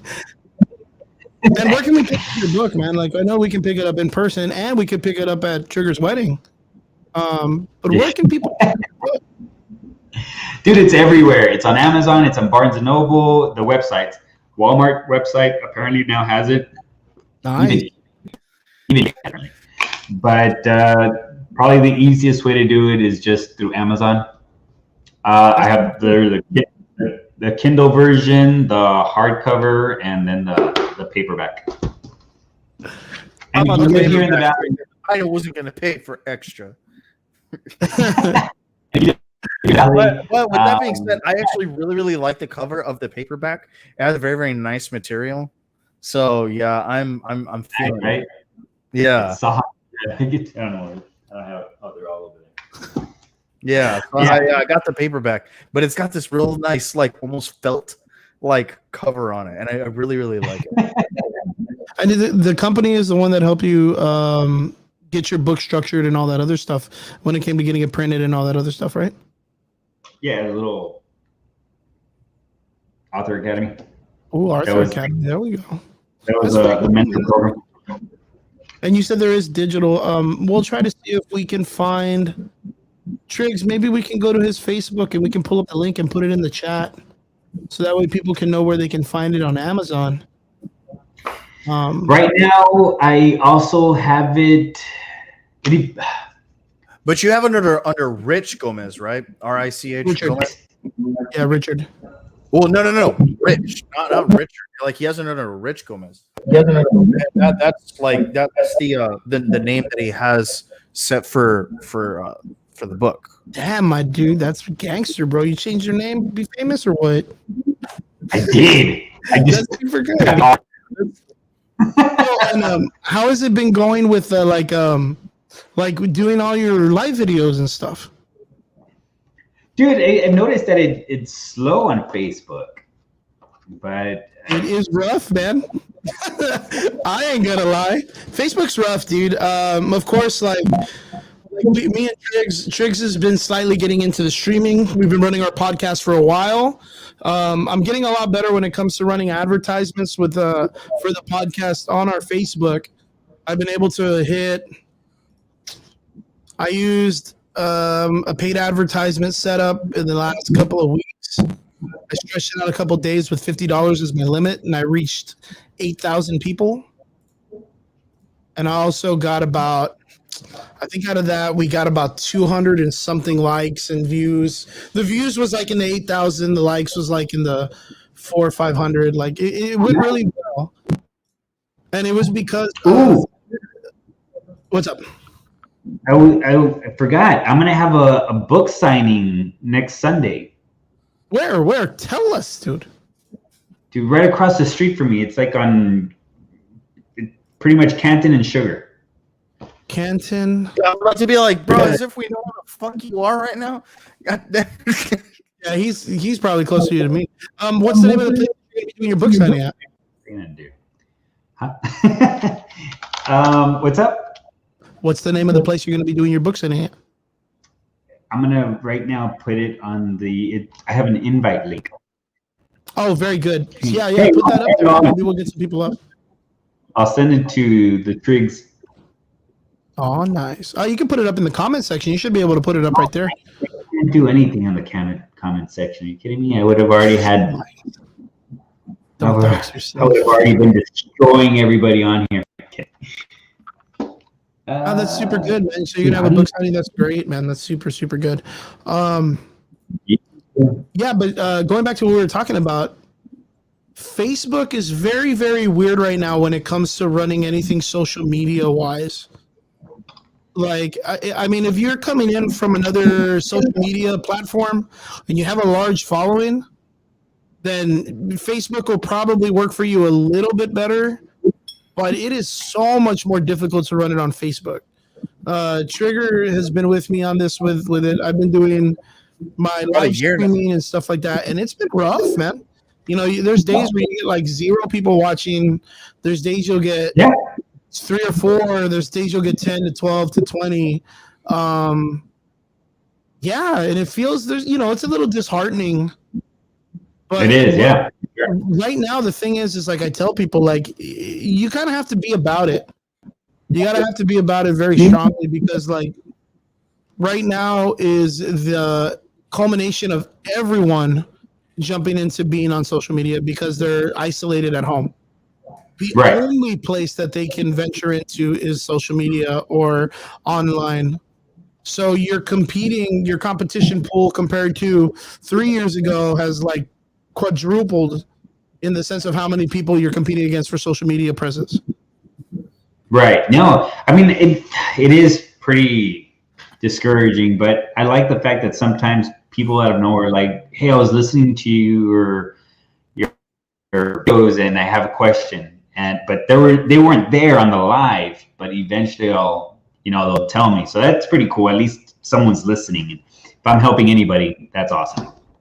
So we have a distribution feed that when we do our episodes here, 2 days to 3 days later, I get to upload it onto a program that we use that we can be distributed between Spotify, Google, Amazon, Apple Podcasts, all the major companies of podcasting. It goes directly to it. And it's very, very cool because the statistics that we get to look up on where people are looking at our stuff is very, very peculiar because about 20 to 35% of our podcasts that are downloaded come from about Austin, San Antonio, and then 49.5% of it's like out of country. Oh, wow. And what's really, really interesting is like last week, I put up the episode because I can upload it whenever since they're not live, right? I just update my content by just adding the recent episode. We do our lives here so that way we can engage with our audience a little bit more cleaner and have a good time with them. It was very crazy because I got a message from someone out of Austin and they were like, hey man, I just wanted to let you know that I think you posted up the wrong or a repeat episode. I listened to you guys a lot. I'm just letting you know that I think you put up the wrong one. And I checked it and it was a wrong episode. I had re-uploaded the previous episode. Oh, wow. And this got it like within the hour. Like within the hour of him hearing it. And that made me feel so accomplished. Yeah. It made me feel so accomplished because I know that we have individuals out there that are checking out our content that we may not be able to engage with because it's not live, but they engage with us on their free time after the live moment. And that's super amazing, man. That is super amazing. That really made me feel good. And that's probably one of the most... Go ahead. No, I was going to say yes, and it didn't really sink in. I have ads going nationwide for my book to a certain link. Not ads, and I'm like, oh yeah, I've sold like 2 today. And he's like, dude, like, congratulations. I'm like, yeah, I guess, right? Whatever. It's $2. He's like, no, you don't understand. He's like, someone has no idea who you are, doesn't know where you are, doesn't know anything about you, picked up your book that you wrote. Yeah, dude, that's super impressive, dude. Like, the thing is like, I'm not listening to you right now. Like, it's super crazy because like even one of our commenters says, Evander says, yes, I have 2 videos on YouTube with thousands of views, but I'm still stuck on 100 subs, less than 100 subs. All I can do is keep improving and keep myself sane. But the idea is like all you're doing is you're trying your best to create content that keeps people there. So like that's with us like here at the podcast, right? Like we've been at it for a good amount of time, And every week I try my best to switch it up a little bit more. Switch it up, get something more. But if there's one thing that I feel, and Trigger, you can accompany me with this. If there's one thing that's changed the most is being able to engage and bring our commenters into the conversation with us. Like literally we started using this program that we're using to stream with right now, and it allows us to bring them into the fold. And I feel like it's helped our podcast out tremendously in the last couple of weeks. So I think one of the biggest improvements that we ever did on the podcast was not just going with Facebook Live. And the reason that I say that was because once we started going on to Facebook Live, we were still very like new on the platform. And we still are. We're really only like maybe like 8 months into it, if that. And with that being said, one of the things that him and I would discuss in great length, was how to start incorporating our listeners into our shows. Because obviously we have plenty to talk about, we have plenty to say, we have plenty to discuss, but it's another thing when I can get my audience to start interacting with us in a sense where it keeps that engagement, because him and I can talk for hours. But that's the thing. Just because we can talk for hours doesn't necessarily mean that everyone wants to listen to what we're saying for that. For that amount of time. So we need to keep our audience engaged in some sort of fashion. And so bringing in our interactions was, I think, a game changer for us. And then when we started doing that, we started noticing a larger influx with our engagements, with our comment section, with our people who wanted to discuss or would even chime in on things that we weren't even entirely aware of. And that was always good, because it opens up a line of communication during a live feed, which you don't always really get. And so that's kind of like another aspect that we threw into the podcast. And this was just so that we could keep our engagements going and do it in a very positive way, especially when it didn't get boring. How do you, Richard, because like I said, I've known you for years, dude, and I follow you on your Facebook, and I see your Instagram posts and all that other stuff. And I've noticed that your stream has become different. Like, you're constantly changing yours. For people that are out there that are barely getting into the social media scene, the social media marketing or the social media advertising, what are some, I guess, tips that you can give them when it comes to the advertising situation? Well, I'm still trying to figure out trying to use your social medias. I can pay for advertising. I know how to do that part. But one thing, it's like Gary Vaynerchuk. If anybody knows who Gary Vaynerchuk is, it's just content. And it's everything that you love. Whatever you're passionate about, just if you can know just a little more than the next person, people will watch you. And if you're entertaining and if you're good, people will watch you. And it's all about the passion. So whatever is going to drive you, people will sense what you love. And I can talk about money and stocks for ever. So, and there's this passion in me, especially when I tell people you just don't know, because I didn't know. And now that I feel woke, and it's hard being woke. So you get that sense of passion, and this can be for anything. If you love knitting, and knitting's your passion, and you're going to talk about it, you love it. And other people that love knitting are going to sense that. So it's just being real. Awesome. And it goes back to being in high school, liking that girl, and they tell you, just be yourself. Just be yourself, Aladdin. Yo, man, that's special right now. Get my news for GameStop stocks. Thank you, Gilbert. Audrey wants to get an OnlyFans. Yeah, man, get an OnlyFans. Yo, Richard, I'd like to thank you, man, for coming on the show today. I was gonna give Trigger an opportunity. Trigger, open up an OnlyFans, and they can, if they pay you only to put your clothes back on. If you want me to put my clothes back on, you need to pay me. Yeah, man. You make millions. You know what I mean? You got to pay me to do it. Just fucking ass naked. You're just gonna start nude. $5 a month, and I'll put on my shirt, not my underwear, my shirt. Yeah, and if you pay me $10, I'll stop tagging you in all my videos. Right?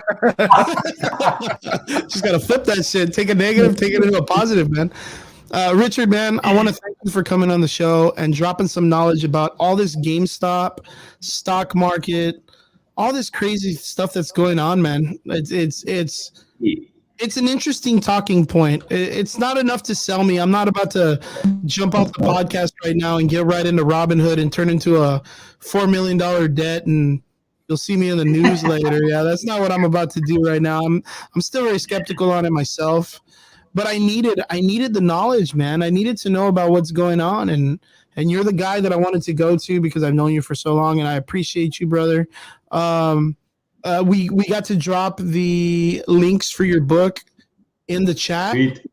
So if anybody's out there and they're listening to the podcast, drop into our Facebook, The Average Boys, and come check it out, man. You guys can check out all our links to Richard. If not, you can find him on Facebook. What's going on over here? What's up? What's up? Those are crazy links, Trigger. Where are they going? Dude, I don't even. You don't even need to pay me to wrestle a monkey on my podcast. You don't even need to pay me for that, bro. I do that shit on Tuesdays. You're sending people to Walmart. You need to send them to. I have a special link. Amazon's cool. Yes, sir. Yes, sir. Represent ENHS represent. Man, dude, I haven't heard anybody ever say that to me in like years, bro. Edinburgh North High School. I don't know why anyone would. Yeah, I don't think anybody ever would. I haven't heard anyone say that, but thanks, Danny, man. Yeah, we're gonna help Richard invest in a Stalin card. That's gonna be the next thing that we do for you, my dude. You know what the crazy thing is? You're a tech. You should know this. Yeah, you should know this, Richard. Yeah, there's no. You need to wait 2 days. Yeah. There you go. He just said it and it cut him off. Hey, man. Hey, you need to figure out how to put the proper links, Trigger. That's what you need to do. You put on some crazy links over here. Put the Amazon link. Well, guys, if you do check it out, Richard, let the people know where they could find you in case they have any questions that they'd like to get a hold of you and ask. Guy. You can find me on all social medias except Snapchat. Apparently, I don't have Snapchat anymore. Shadow banned. No. I didn't even get to explain it because I cut him off. Trigger, I'm going to send you the link for Amazon. And you use that one. By the way, I need to tell this to everybody. Shoot. The Kindle version right now is $2. You don't need a Kindle. All you need is the free app from Amazon. That's it. Yeah, that's actually what I use. I use the free app and I have it on my phone. And that's what I use for my Kindle books. Yeah. I only have I have 25 books on Kindle or some shit like that. But then again, my wife has a fucking library, and I love her book collection. This isn't even a quarter of her books, guys. This isn't even a quarter of her books. And this is also triple stacked. That is so cool. Oh, I need books to put in my background, even though I don't read. I have I get all this car because I read. I forgot what we were talking about. I just sent you the proper link. There you go. I just posted it. Excellent, guys. If you want to get a hold of Richard's book, go ahead and check it out. It's in the comments section. Michael Jacob Duran just posted it up, who happens to be Trigger, his real name. So that's who he is, just in case you didn't know that. And you can no, Trigger, you put the wrong link again. Oh, no, that's good. You can find me. That's the exact link you gave me. Yeah. You guys, man. Richard GMZ, you can probably pretty much find me on, Richard GMZ for Instagram. Oh, no, Instagram's Rich with Rich. TikTok is Get Rich with Rich. And then, of course, there's Facebook and Twitter, Richard GMZ. Awesome. Well, like I said, thank you very much, Richard, for coming on the show. We appreciate you so much. If we ever have any questions, guys, if you have any financial questions, anything when it comes to not a budget, but how to command your money, hit up our boy Richard Gomez. Find him on Facebook. Find him on Instagram. Find him on Twitter. Don't find him on Snapchat because he's not about that life right now. But guys, follow him up. Check him out. Richard, thank you so much for coming. I hope you had a good time. We'll see you again next time, brother. Yes, sir. Peace out, guys. Love you. Later, brother. Man, Trigger, that was a good show. Trigger, Richard did super, super good, man. Hey, so what's up, bro? So the WandaVision episode came out, like we said about earlier. It dropped very well. Everything went really, really good. It kind of explained all the questions that we had. So if you have not seen the episode, go over there, check it out. Super good. What else is going on out there right now? Godzilla dropped. I'm actually gonna try and leave the room, and I'm gonna come right back. I want to see if that fixes my little issue that I've been having with why it looks so with fucking the way great. your screen is. Yeah. Oh, So well, like we were just on gonna like do my a small previous little screen, I recap. look good, but on my No on the spoilers. live, yeah, I look uggo. Oh yeah. Well, I mean, if you need to, go ahead. But I was just gonna do a small little recap of what happened this week. There you go. You're clearing up right now. Am I? Yeah, a little bit. Maybe it's because of fucking Richard. Goddamn Karen. Richard's internet. It was bogging you, bro. It was bogging you. Like I said, the episode was great. What else is going on that just happened? Godzilla got a new trailer, extended trailer, dropped a couple of days ago. It also got pushed back a week. What was it? Yeah, it got pushed back a week. Oh yeah. So the movie got pushed back also. Yeah. So I kind of feel like it's kind of like on the nips of the idea that Hollywood thinks these theaters are going to open back up again. They're kind of not liking the idea of the streaming services coming up. But I think the streaming service is where it's going to be at. I know that they were going to release for HBO Max. Exciting times, man. Justice League is coming out in March. Thank you so much, Robert, for jumping in, letting us know. The Snyder Cut. Super excited about that. John Wick 4 was also delayed as well. And there have been little snippets of the Mortal Kombat film in some of the trailers, right? Yes, little snips. That's like, what do you feel? Yeah, man? dude, I'm like gonna leave. I'm gonna come right back. I hope that fixes it. Yeah, go check it out, dude. Go check it out. That's fine. Yeah. If you need to step out, go ahead. I think it's a very, very interesting thing. The Mortal Kombat video and stuff like that that's been going on is pretty solid. I think it looks great, man. The way Sub-Zero looks, his suit. My God, man. My God.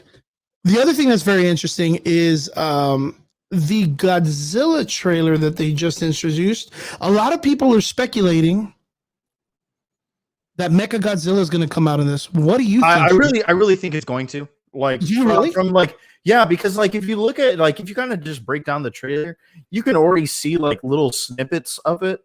Like on top of like, okay, so like when he's crawling on the ship, he's actually glowing red from his neck area. You know, on top of that, like, you know, there's like a part where like people are like running down the stairs. Subway. You know, yeah, or some shit like that, and his like, it almost looks like his eyes are glowing red, or his like neck is also kind of glowing red. Man, I still kind of look like shit. I'm not a big fan of it, but whatever. It's okay, dude. That's just for the video. Remember, we're more about the audio. It's going to be on the podcast streams and all but it makes me mad. I know. I think it just might be your internet, man. Maybe your internet's walking in the area. Yeah, man, maybe. I don't know. I did. Your audio's coming in great. Fine. Yeah, your audio's coming in great. Yeah, man, I saw a lot of people that were speculating that Godzilla was going to be Mechagodzilla. So the theory is that in the trailer that's not even Godzilla that's attacking King Kong. No. That is actually Mechagodzilla that's attacking King Kong. And I guess the theory would be that Godzilla is going to come out later to fight Mechagodzilla with King Kong. Yeah. Wow, man, that's a lot of monsters on the screen. Which I'm good with, dude. You know, yeah, dude, I'm totally solid with that. I think it's very interesting, man. Going back to our anime world, Attack on Titans, all of these episodes that have come out have hit a 9.9 on Rotten Tomatoes or on IMDb. Every episode. First time that it's ever done some shit like that. Any anime has ever done that. So guys, don't forget, if I'm not mistaken, the next episode comes out tonight. Or actually it might even be out right now, if all I know. There you go, Trigger. Your video is clean, man. Right. Oh, is it? Good. And then the other thing that I wanted to talk about, Richard's episode did great. I'm glad he came on. I feel a little bit more comfortable with knowing about the GameStop thing. Is the other story that's out there right now that you hit me up that was like, yo, bro, we're gonna talk about this big 8 foot tall white 50s style woman coming out in Resident Evil 8. Bro, oh God, I'm not gonna lie, dude. The cosplays that have been coming out of in that have been fucking fire, bro. But speaking of that, I mean, with that being said, man, a voice actor and somebody who was doing the mocap just passed died. away. She Yeah, one of unfortunately the passed away. actresses.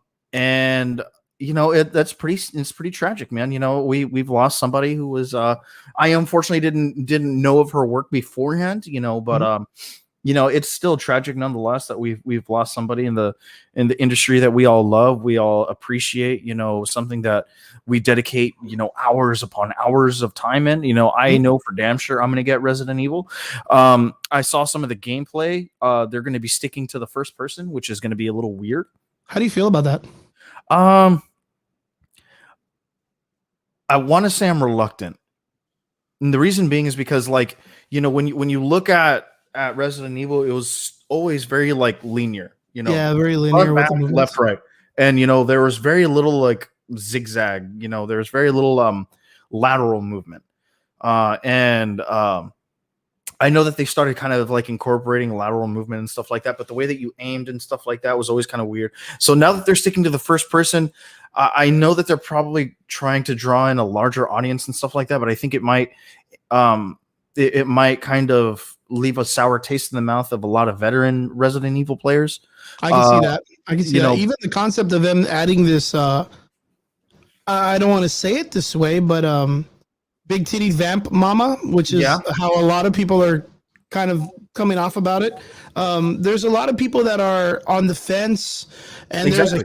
Even Edgar is like, he ain't a fan. It's because of the fact that it kind of goes against the core value of what Resident Evil was as a game. Like, yes, there was this concept that a lot of these people held their humanity in some way, but there was some grotesque nature to them. So you look at this new vampire woman, we're not really sure on the timeline that it's set. It could be set at the timeline of now or the future, where the virus has kind of evolved to where it's more adaptable, where it's past like, what's that guy, Mr. X, Mr. Z? What was that one dude in the Resident Evil 2, the villain with his trench coat? Oh, I know who you're talking. I think it was, Mr. X. Yeah, like where he is a hulking Goliath of a man, but he does have some resemblance to Nemesis or one of the bigger characters. Of course, he's not grotesque or anything like that, but he's still Frankensteinish. Where this lady, I don't know how to explain in the sense if they're vampires. They look more like werewolves to me personally. The people, right? Like the ladies in this, you see, but like even with that, like where does that come into flavor with Resident Evil? It was like, I remember when I first saw it, I was like, they're doing werewolves now? Yeah, I remember that. I do remember that. Yeah, it was very weird. Like when they brought in this character, do you feel like it's?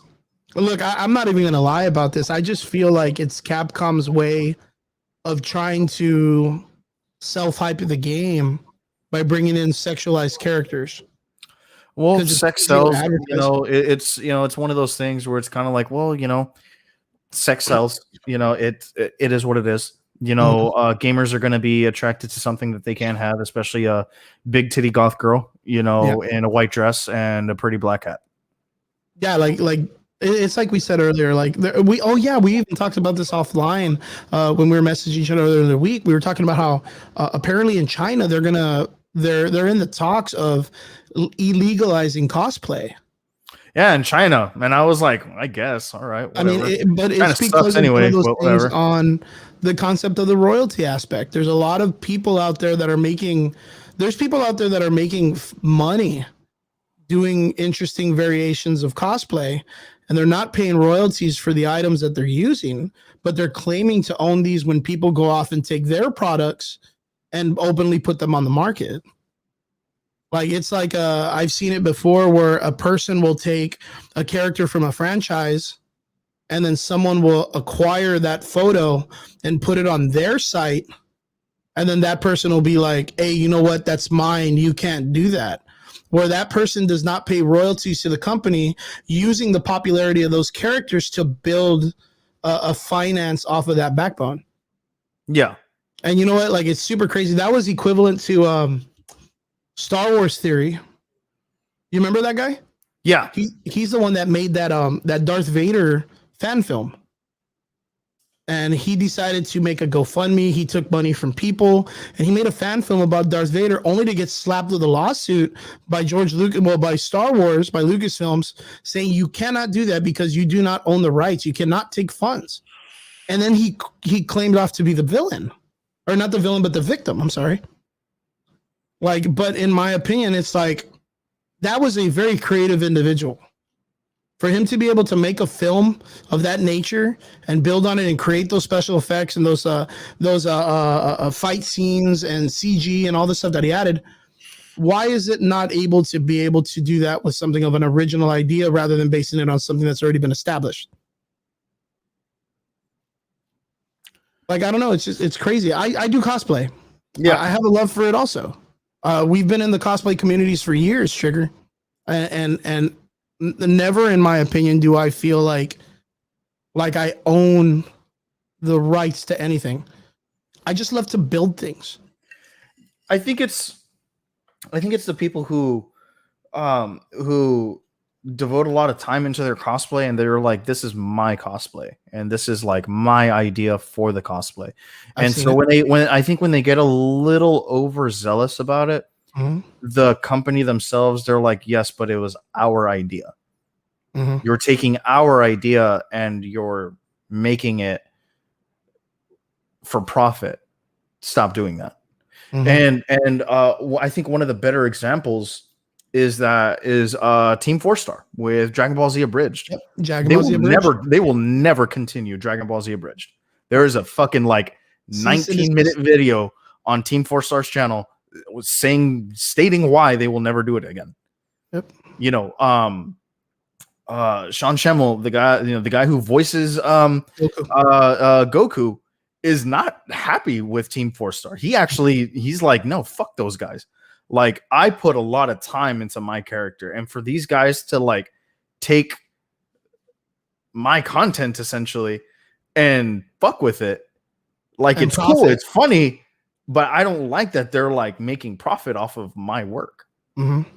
You know, so like they're you know, I understand where these guys are coming from, but at the same time, like limiting your outreach like that, I think is a huge slap in the face to like a lot of cosplayers who have devoted thousands of dollars to what they do. I mean, you know, the way that I look at that is, imagine if you took the Mona Lisa, right? So to what Evander says, I mean, we did the same thing with Lara Croft, you know, in literally the exact same year. Yep. We sexualized the fuck out of it.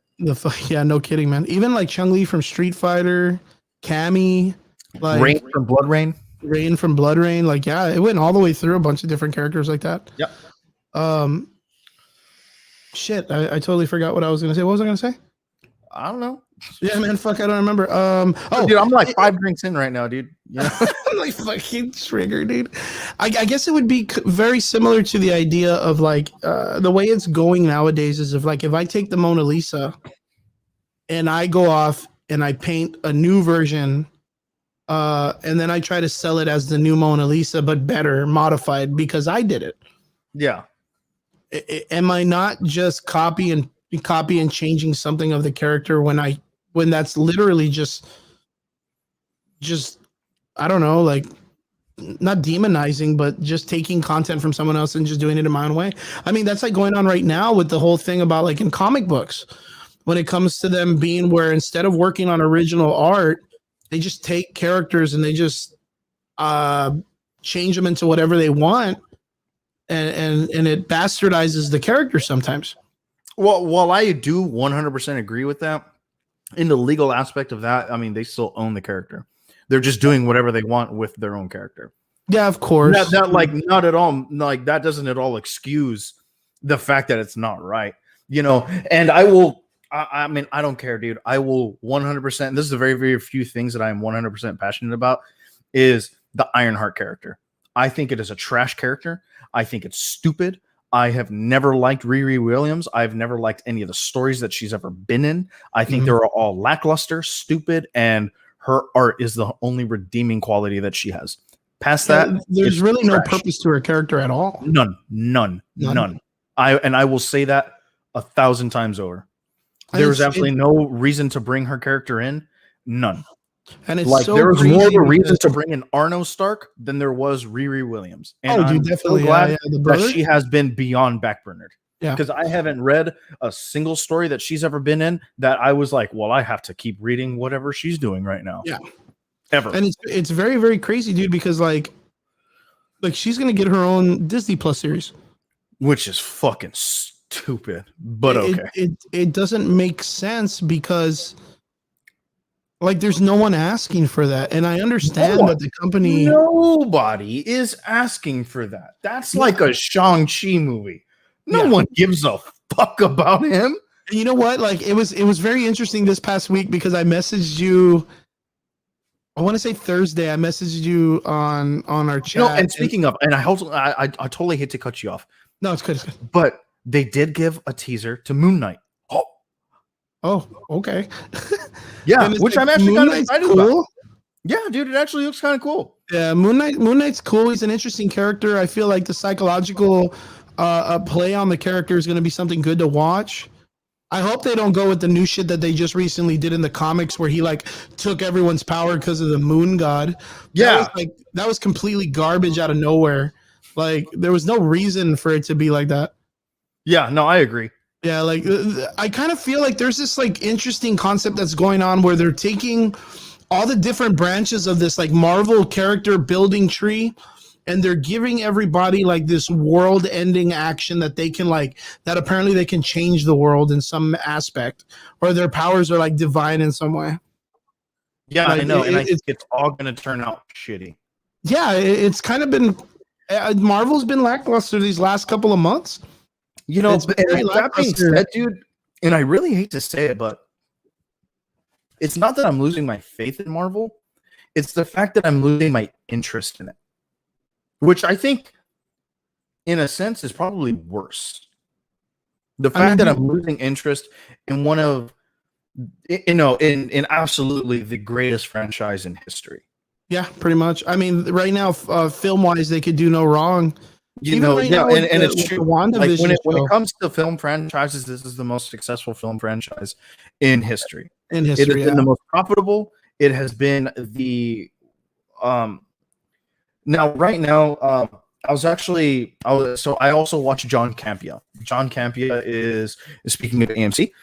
He was on AMC Movie Talk, and that was like my fucking Bible when it came to like movie analytics and film analytics. Now, granted, I am not a movie producer. I am not a director. I do not devote any kind of time into making movies or content like that. So I will not ever claim that I know what is what. But with watching John Campea, I do feel that I have a sense of what I am talking about. Now, John Campea was asked by a fan that Ben Affleck has stated publicly now that Kevin Feige is now or if not one of the best producers of all time. Now with his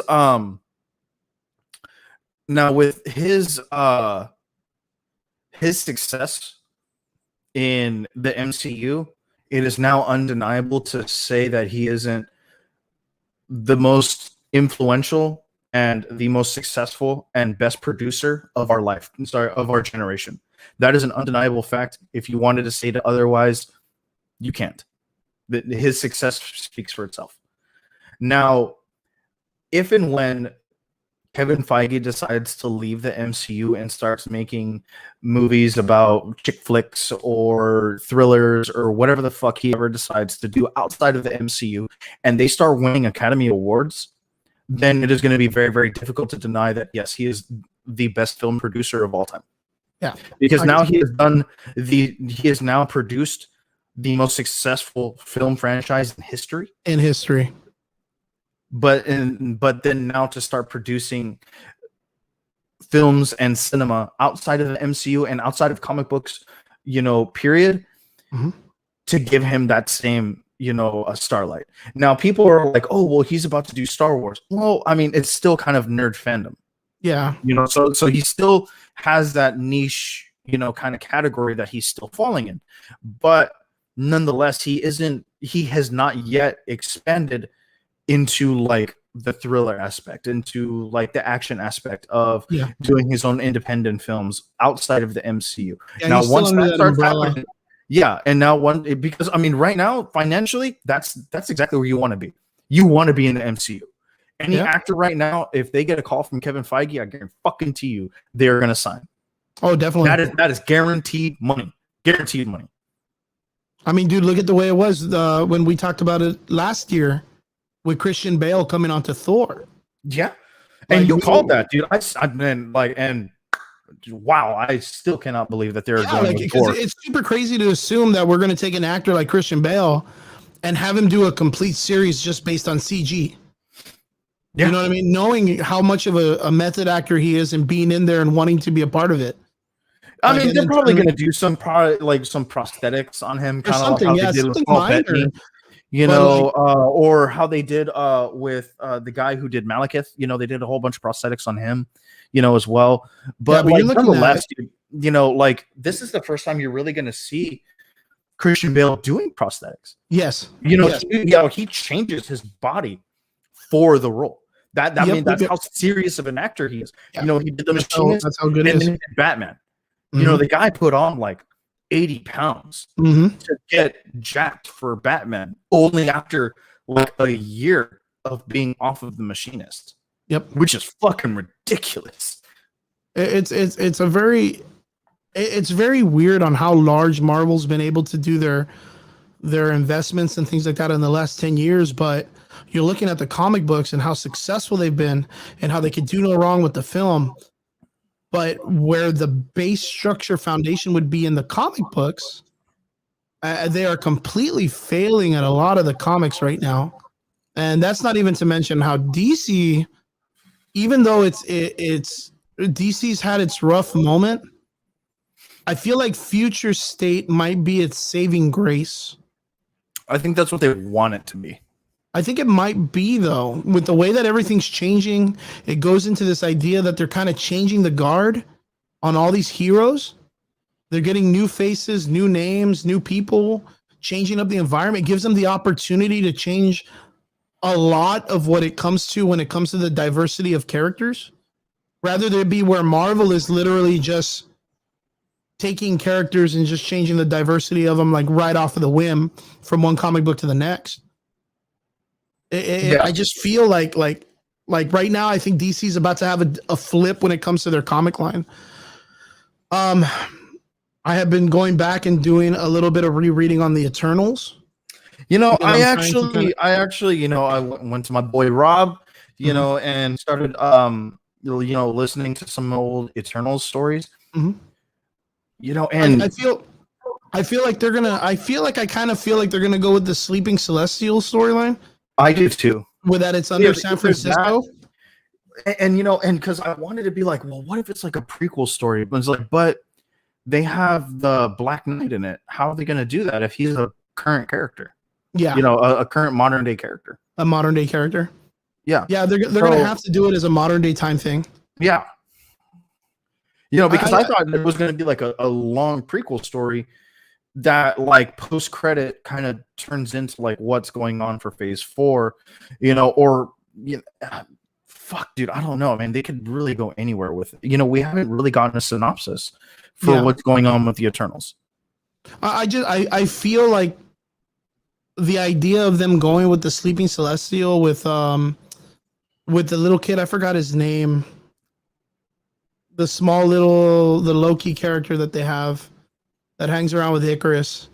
I feel like that. I guess oh man, I know who you're talking about. At the time, he's like a Disney kid. He's just like immortal child. He's always 12 years old. He's kind of like the villain in a way of that show, but I feel like it's a very good way for them to introduce the Sky Fathers, the different pantheon of how. I really hope that they don't, because I mean we haven't we haven't really seen anyone outside of Odin. But that's the thing. Like, it does give you a nature that there are different people like Odin. And I guess you would kind of consider Ego to be in that same concept now, but it does expand the universe for characters for the Doctor Strange landscape. Yeah. And more into the cosmic nature rather than the magical nature. So like I do have a good, like, I feel like it's gonna be okay. Like I know Marvel can't do wrong with it.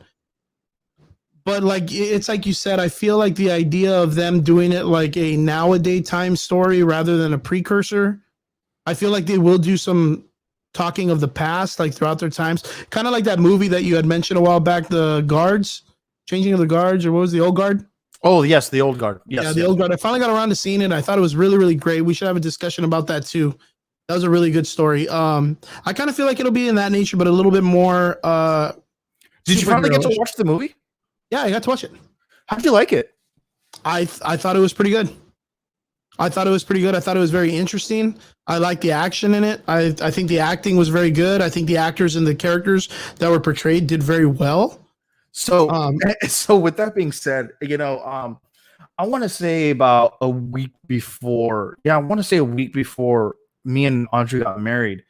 There's a line or like a monologue in that movie, and you'll probably know what I'm talking about. Is when two of the characters are in the van and they're getting transported, and they're gay, and the one of them was a crusader and the other one was Islamic, Muslim. Muslim, and they were on the separate sides of the crusades, and they killed each other, and then they were resurrected with each other, and then they fell in love. And there's a monologue there, and he's telling one of the guys, he was like, hey, like, I want to make sure that he's okay. And he's like, what is he, your fucking boyfriend? And he was like, you are a child. So like, you're an infant, and your mockery is too infinitesimal. He was like, no, he is not just my boyfriend. He is he is the warmth when I am cold at night. He is the moon when I cannot find my way in the dark. His love, he has a love that is unworthy. That this world is not worthy of. He is he is not just my boyfriend. He is my everything and more. And I said that to her, and I showed her that, and she was like, I mean, that's beautiful. Yeah. There's a lot of people that complain that there's not a lot of representation of those type of lifestyles, but if you look, they're there and they are done so beautifully. If anybody has a chance, but there's also one more, and this is on the Old Guard. Oh my god, dude, I love. If you have an opportunity, this is probably like my second favorite line in the entire fucking movie, and it's where the new immortal, sees what the veteran immortal does to like this whole fucking platoon of dudes.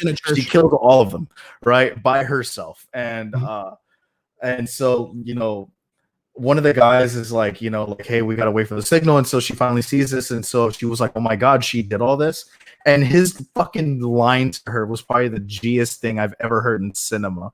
And he was like, that woman has forgotten more ways to kill people than entire armies will ever learn in a lifetime. And I was like, oh, that's great. It's great. Charlize Theron does an amazing job in that film.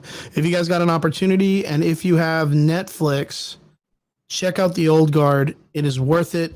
It's a good sit down and watch. Based on a graphic novel. If you guys get an opportunity, you guys go check that too. But the film is available on Netflix. If you guys have a chance, go check it out. It's really, really great. Triggs, is there anything else you'd like to say before we end the show, man? Guys, I do apologize for my spotty video. Okay. The good thing is that my audio has kept up. Thank fucking God. I purchased a good mic. Thank God I have a really good computer to encode all this.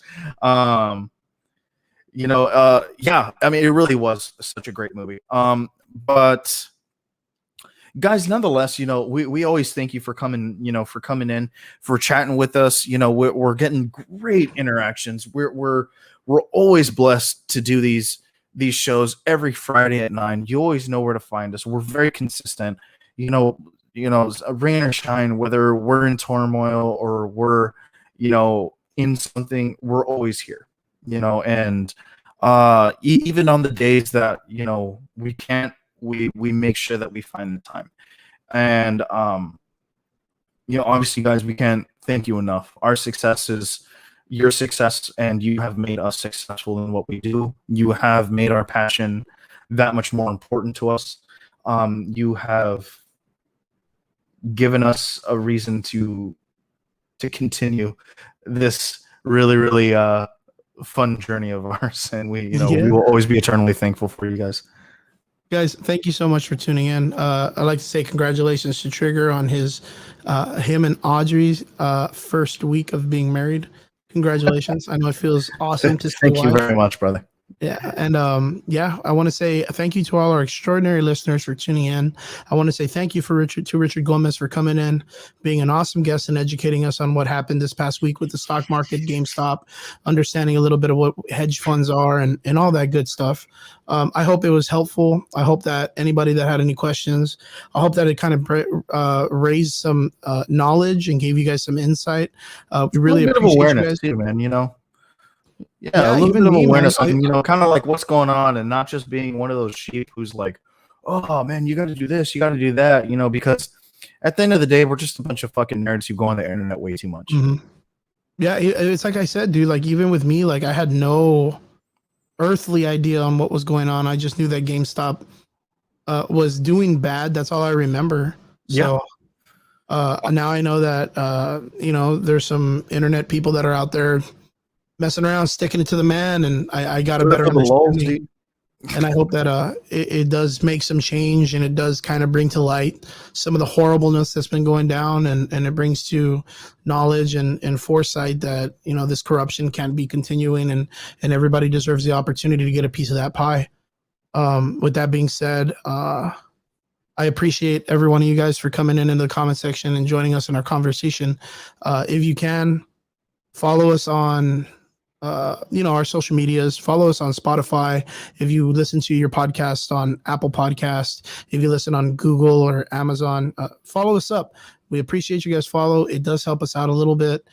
We also have another program called Spreaker, Spreaker.com. It does have an app player also that you can play in the browser. We are there, guys. If you can, look us up.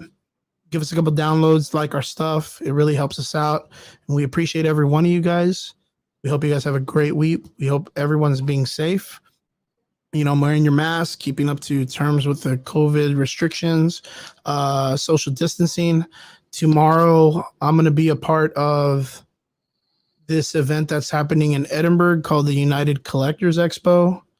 It's kind of like the testing grounds to see how it is to have almost like a convention feel again, but it's going to be very small and limited to the amount of people that are going to be there. I'll be there with my boys, Gilbert and Alex from Rip Shoes Productions. We are making a advertisement company called Everyday Media, where we'll hopefully be able to be doing graphics design and helping people out with their advertisements online and their appearance on social medias and stuff. So if that's ever something that you guys are interested in, hit us up. And if you're out there in United Collectors Expo, hopefully I get to see you guys tomorrow here in Edinburgh. I hope you guys have a great night. Thank you again for joining us here on the Average Boys podcast. Super appreciated. And thank you to all our extraordinary listeners. We'll see you guys again next time. Laters.